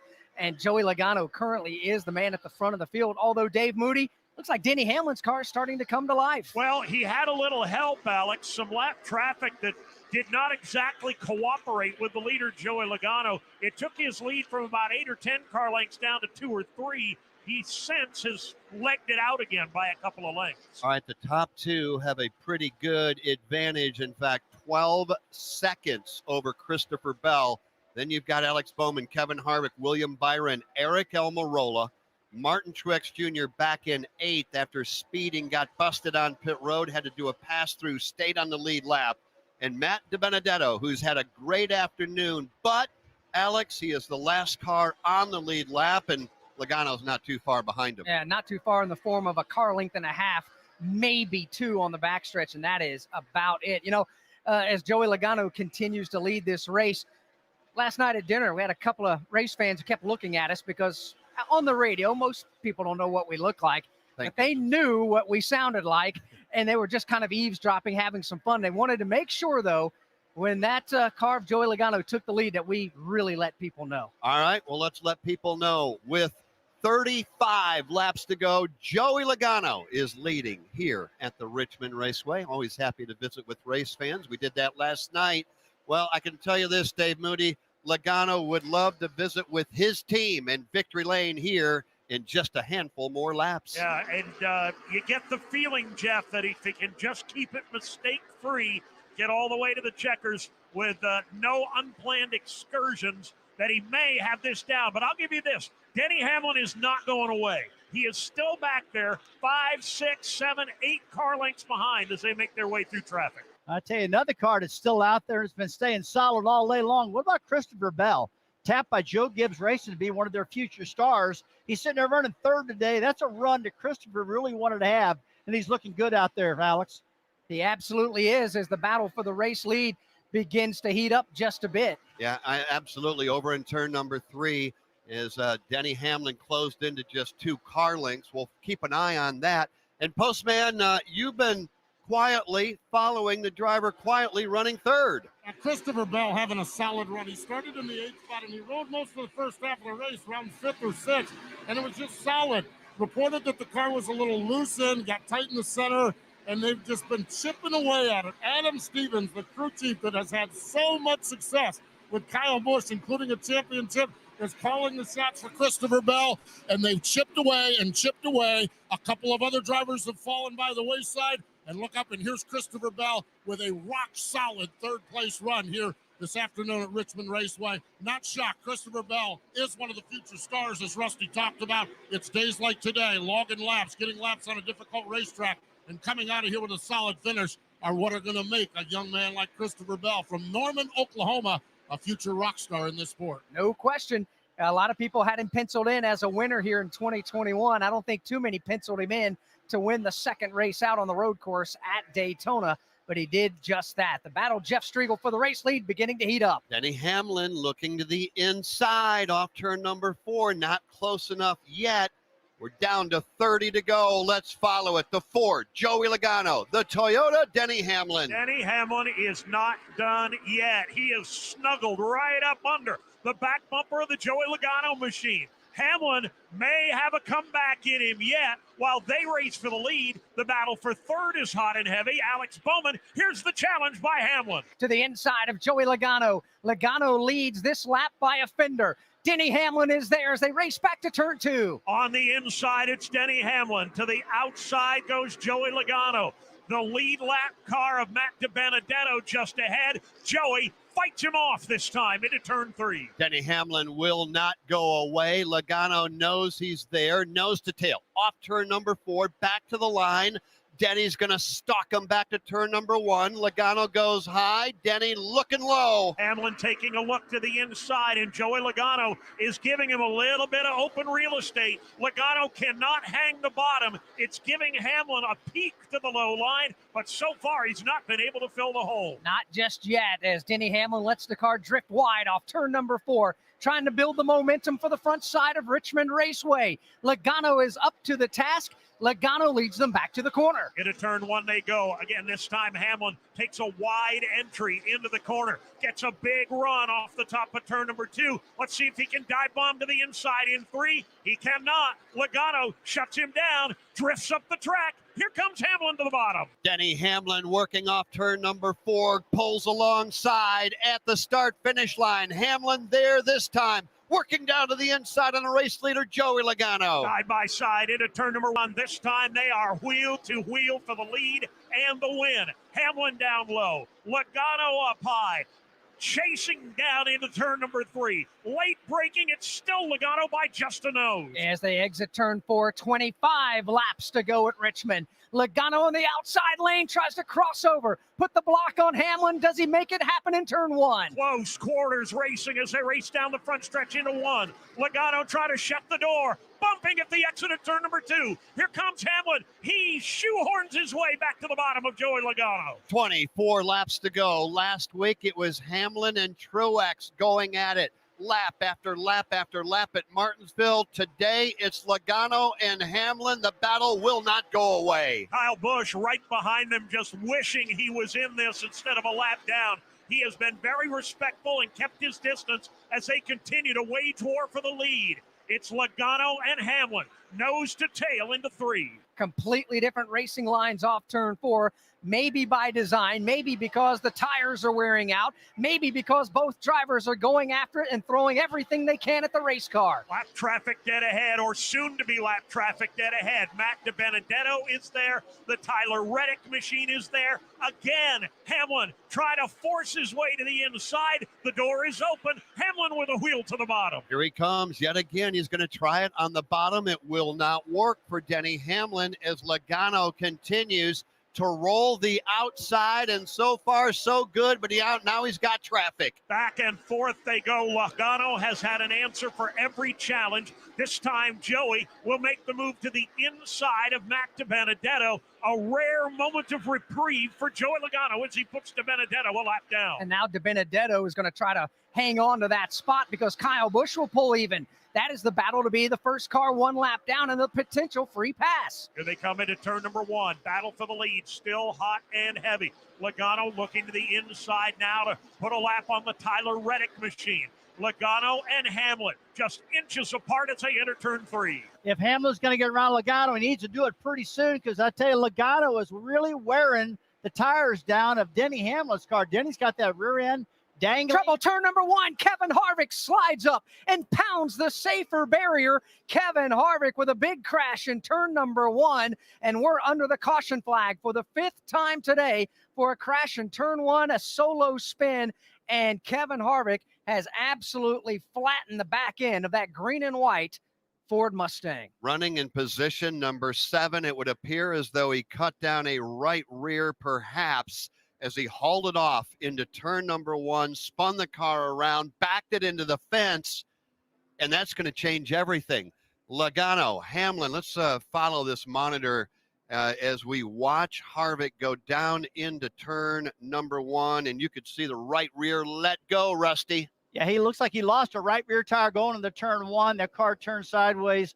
Right rear corner hard into the wall. Kevin spins around, and man, what a great run that team had today. We talked about them all day long, but couldn't close the deal. Flat right rear. And unofficially, it looks like the free pass is going to go to Kyle Busch.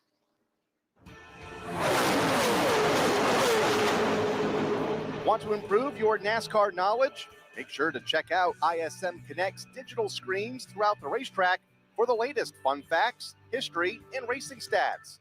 You can also find useful information about the race schedule and more. ISM partners with over 200 properties across the country to bring you a more engaging fan experience.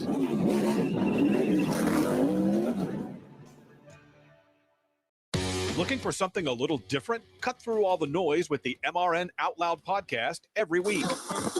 How difficult is it to get a bunch of racers to agree to anything and to stick to it? Yeah, to be honest, I'm not really sure how they pulled that off. I'm Woody Kane. Join me every Thursday as we get between the ears of NASCAR's most interesting characters. You said, I don't plan to be just an absentee owner. No, this is going to be my job. MRN Out Loud drops every Thursday wherever fine podcasts are downloaded. Back at Richmond Raceway, Kevin Harvick came to pit road, bolted on 4 fresh tires, gets back on the racetrack, but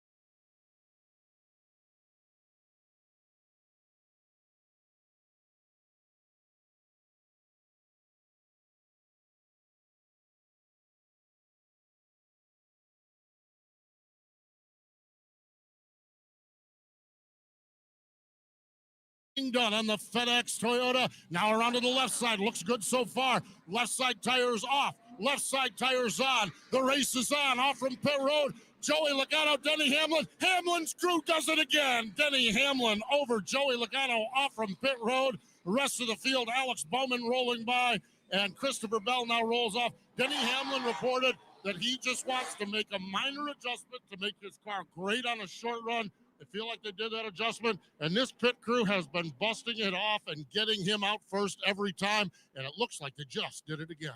Can't get you any closer to racing than what Steve Post just brought you. The race off of pit road. It could be to determine which driver goes to victory lane.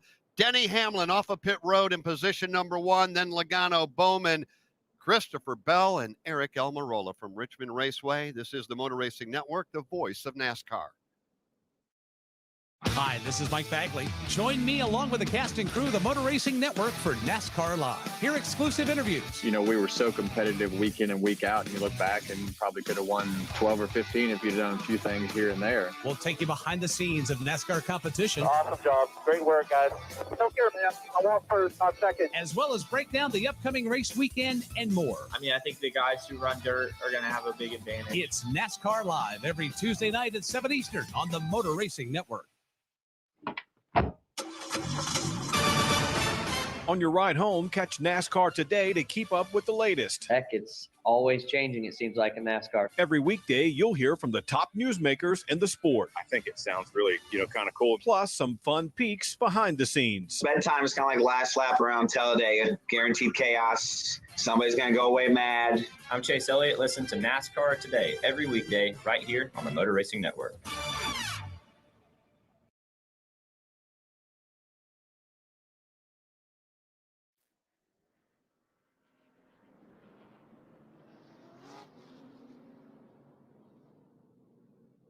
Back at Richmond, and Denny Hamlin is the race leader. Just when you think you know who's going to victory lane, a late caution flag brought out when Kevin Harvick cut down a tire going into turn number 1, changes everything.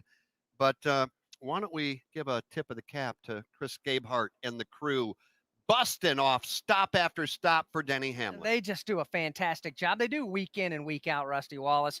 Pit crews show why NASCAR racing is a team sport. And they were so quick just then. The Denny Hamlin team busted out 11.9 second pit stop.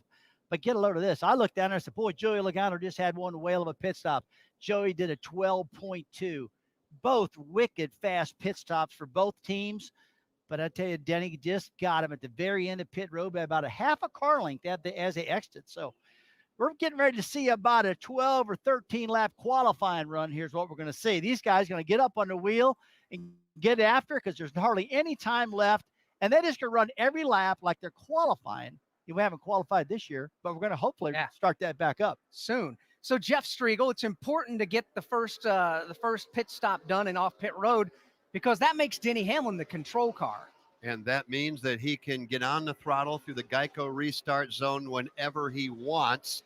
And, you go back to Friday and Saturday night short track racing and the gamesmanship, it's difficult to see. It's difficult to hear. But what Joey's got to do is anticipate when Denny's going to get on the throttle. Anticipate right, hang with them. They'll go door to door. Make one slight mistake. In other words, pop the throttle. Denny doesn't go. You get off the throttle. Next thing you know, Denny's gone. So it's going to come down to this restart. I'm going to bet you that nobody's going to lift going into turn number one. Nope. And if you're on the bottom of the racetrack, as the old saying is, 8 tires grip better than 4 do. Yeah. Which means lean that right side up against the car to your right side.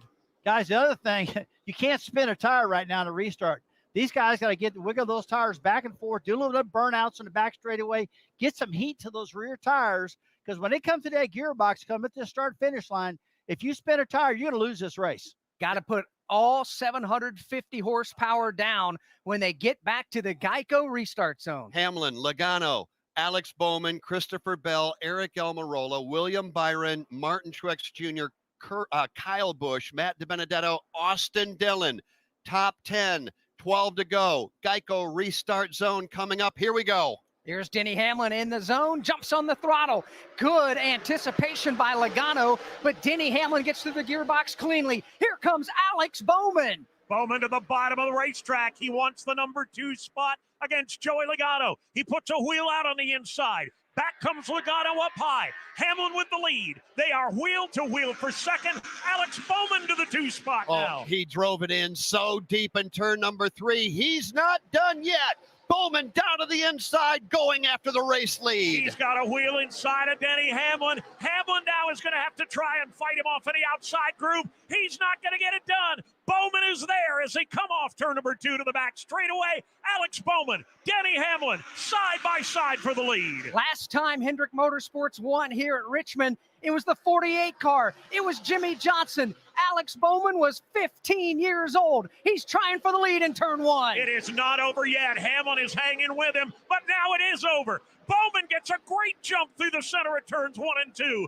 Bowman to the lead. Hamlin back to second. Logano, Almirola, and Christopher Bell. And this place is absolutely going crazy. Bowman now pulling away. 2 car lengths, make it 3 over Denny Hamlin and Joey Logano. Alex Bowman arrived late, but he is trying to put this one away a few laps early. He is checking out now. 5 car lengths, the advantage for the Allies Chevrolet.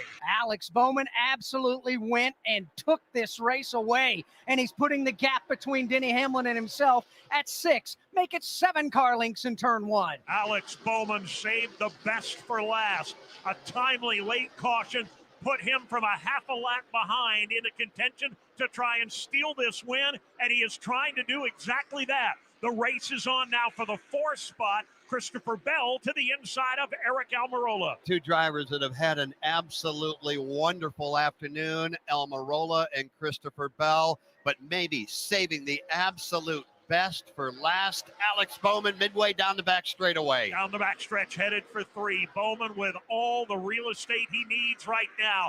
5, 6, 7 car lengths over Denny Hamlin. Another 4 back to Logano. 6 laps to go here at Richmond. Alex Bowman has the Ally Bank Chevrolet in the wind at the three-quarter mark of turn number 2. It has been a horrendous drought for Hendrick Motorsports here in the Commonwealth at Richmond Raceway, but it's all looking like it's going to come to an end this afternoon. Bowman is long gone. Not since 2008, as Alex Hayden reported earlier. 5 to go for the Tucson, Arizona native Alex Bowman. He's got all the open racetrack he needs. No lap cars to deal with, at least for the moment. A healthy gap in the rearview mirror back to Denny Hamlin. It's all Alex Bowman into turn 3. Here he comes up off the bottom of the corner. Denny Hamlin has not given up the fight just yet, nor has Joey Logano. They run second and third, respectively. Fastest car on the track is Joey Logano back in turn 1. Logano trying to make a last-ditch run at Denny Hamlin for second, but it's a long way ahead to Alex Bowman. A great three-man battle for 4th, 5th, and 6th, but it's all in the rear view for Bowman. Bowman right now with 3 car lengths over Denny Hamlin. It's not over with 3 to go. 2 more back to Joey Logano. Top 3 back in 1. Denny Hamlin giving it everything he's got and maybe 10% more, just trying to reel in Bowman, make one last shot at him before it's over. But Alex Bowman's lead is still 5 car lengths. And there's a lot of lap traffic on the horizon with 2 laps to go. Bowman is going to have to deal with the Quinn Houff car and others as they race back to turn number 1. Bowman, you got to get it right with 2 to go. Lap traffic will decide this one. Alex Bowman to the inside of the Quinn Houff automobile. Negotiates it flawlessly. Hamlin sideways coming off turn 2 to get under Houff. He's within 2 car lengths, but he pushes high in 3. This is not over. White flag at the start-finish line here at Richmond, and here comes Denny Hamlin in traffic. Bowman and Hamlin for the lead. And they are side by side, lap cars in front of the leader. Bowman dives to the bottom. Kevin Harvick limping gives way to the bottom of the racetrack. Here comes Bowman into turn number 3. He's up by a car length. Off turn number 4, Shannon Bednarik puts the checkered flag in the air, sideways off the corner, and Alex Bowman wins the Toyota Owners 400 at Richmond Raceway. Alex Bowman coming out of nowhere on the last restart when it mattered the most, comes up and picks up the win. Alex Bowman and the rest of that Hendrick Motorsports team are headed to victory lane. Denny Hamlin was second, Joey Logano third, Christopher Bell was fourth, and Martin Truex Jr. rounded out the top 5. There once was a dad who set out on a great quest to find the perfect Coca-Cola flavors at his family's request. So he went into a convenience store and grabbed the Coke Cherry Vanilla, Coke Cherry, and more. At dinner, they sipped Coke flavors and rejoiced, for everyone made their own delicious choice. Coca-Cola flavors, unbelievably delicious.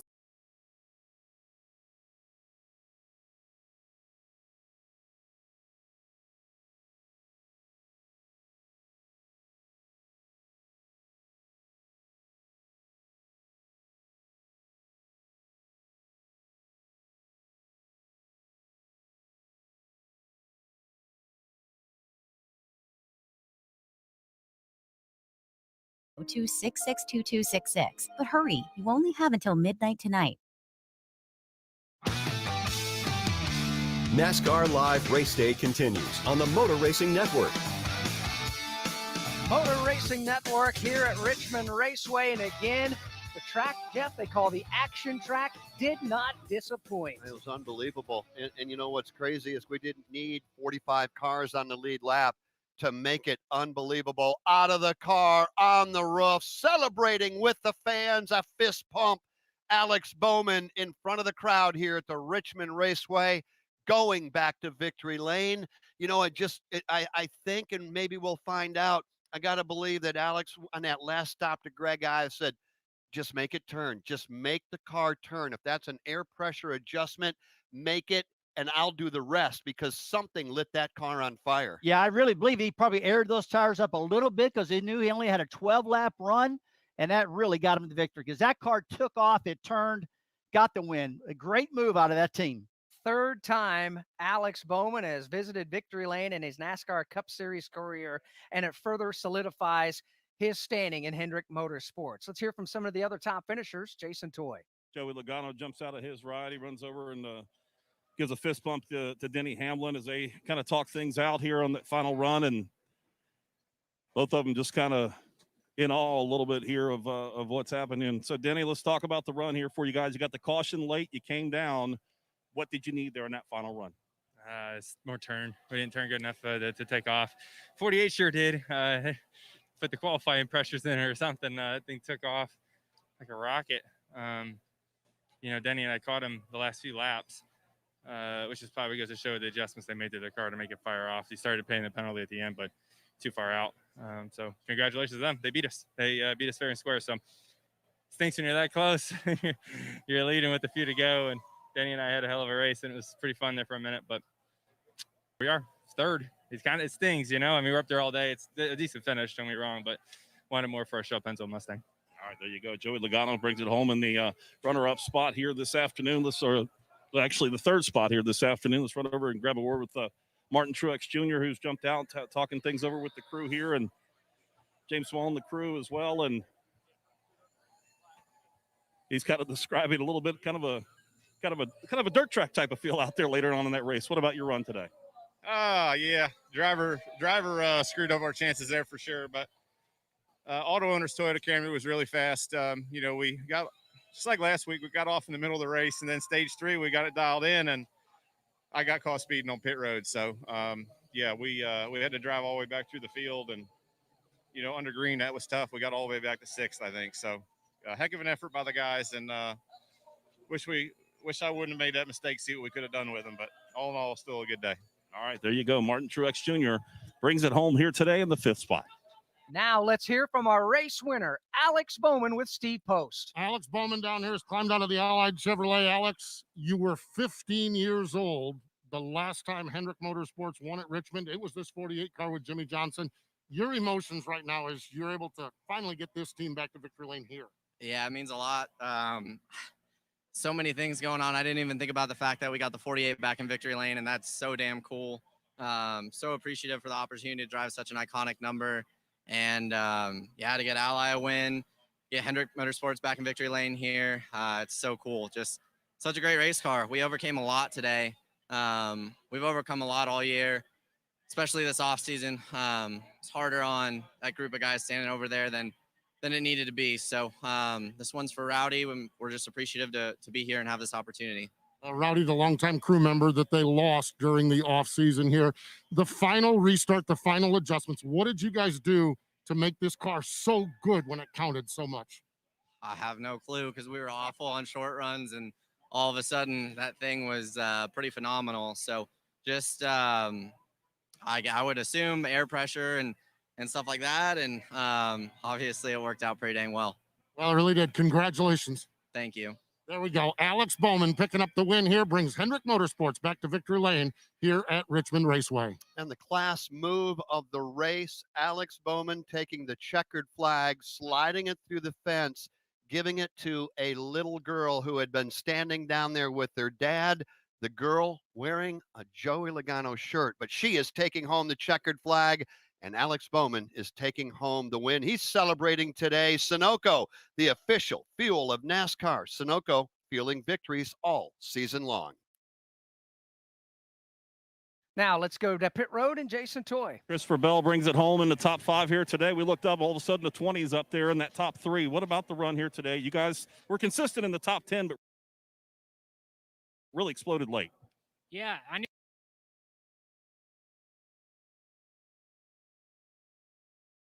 that we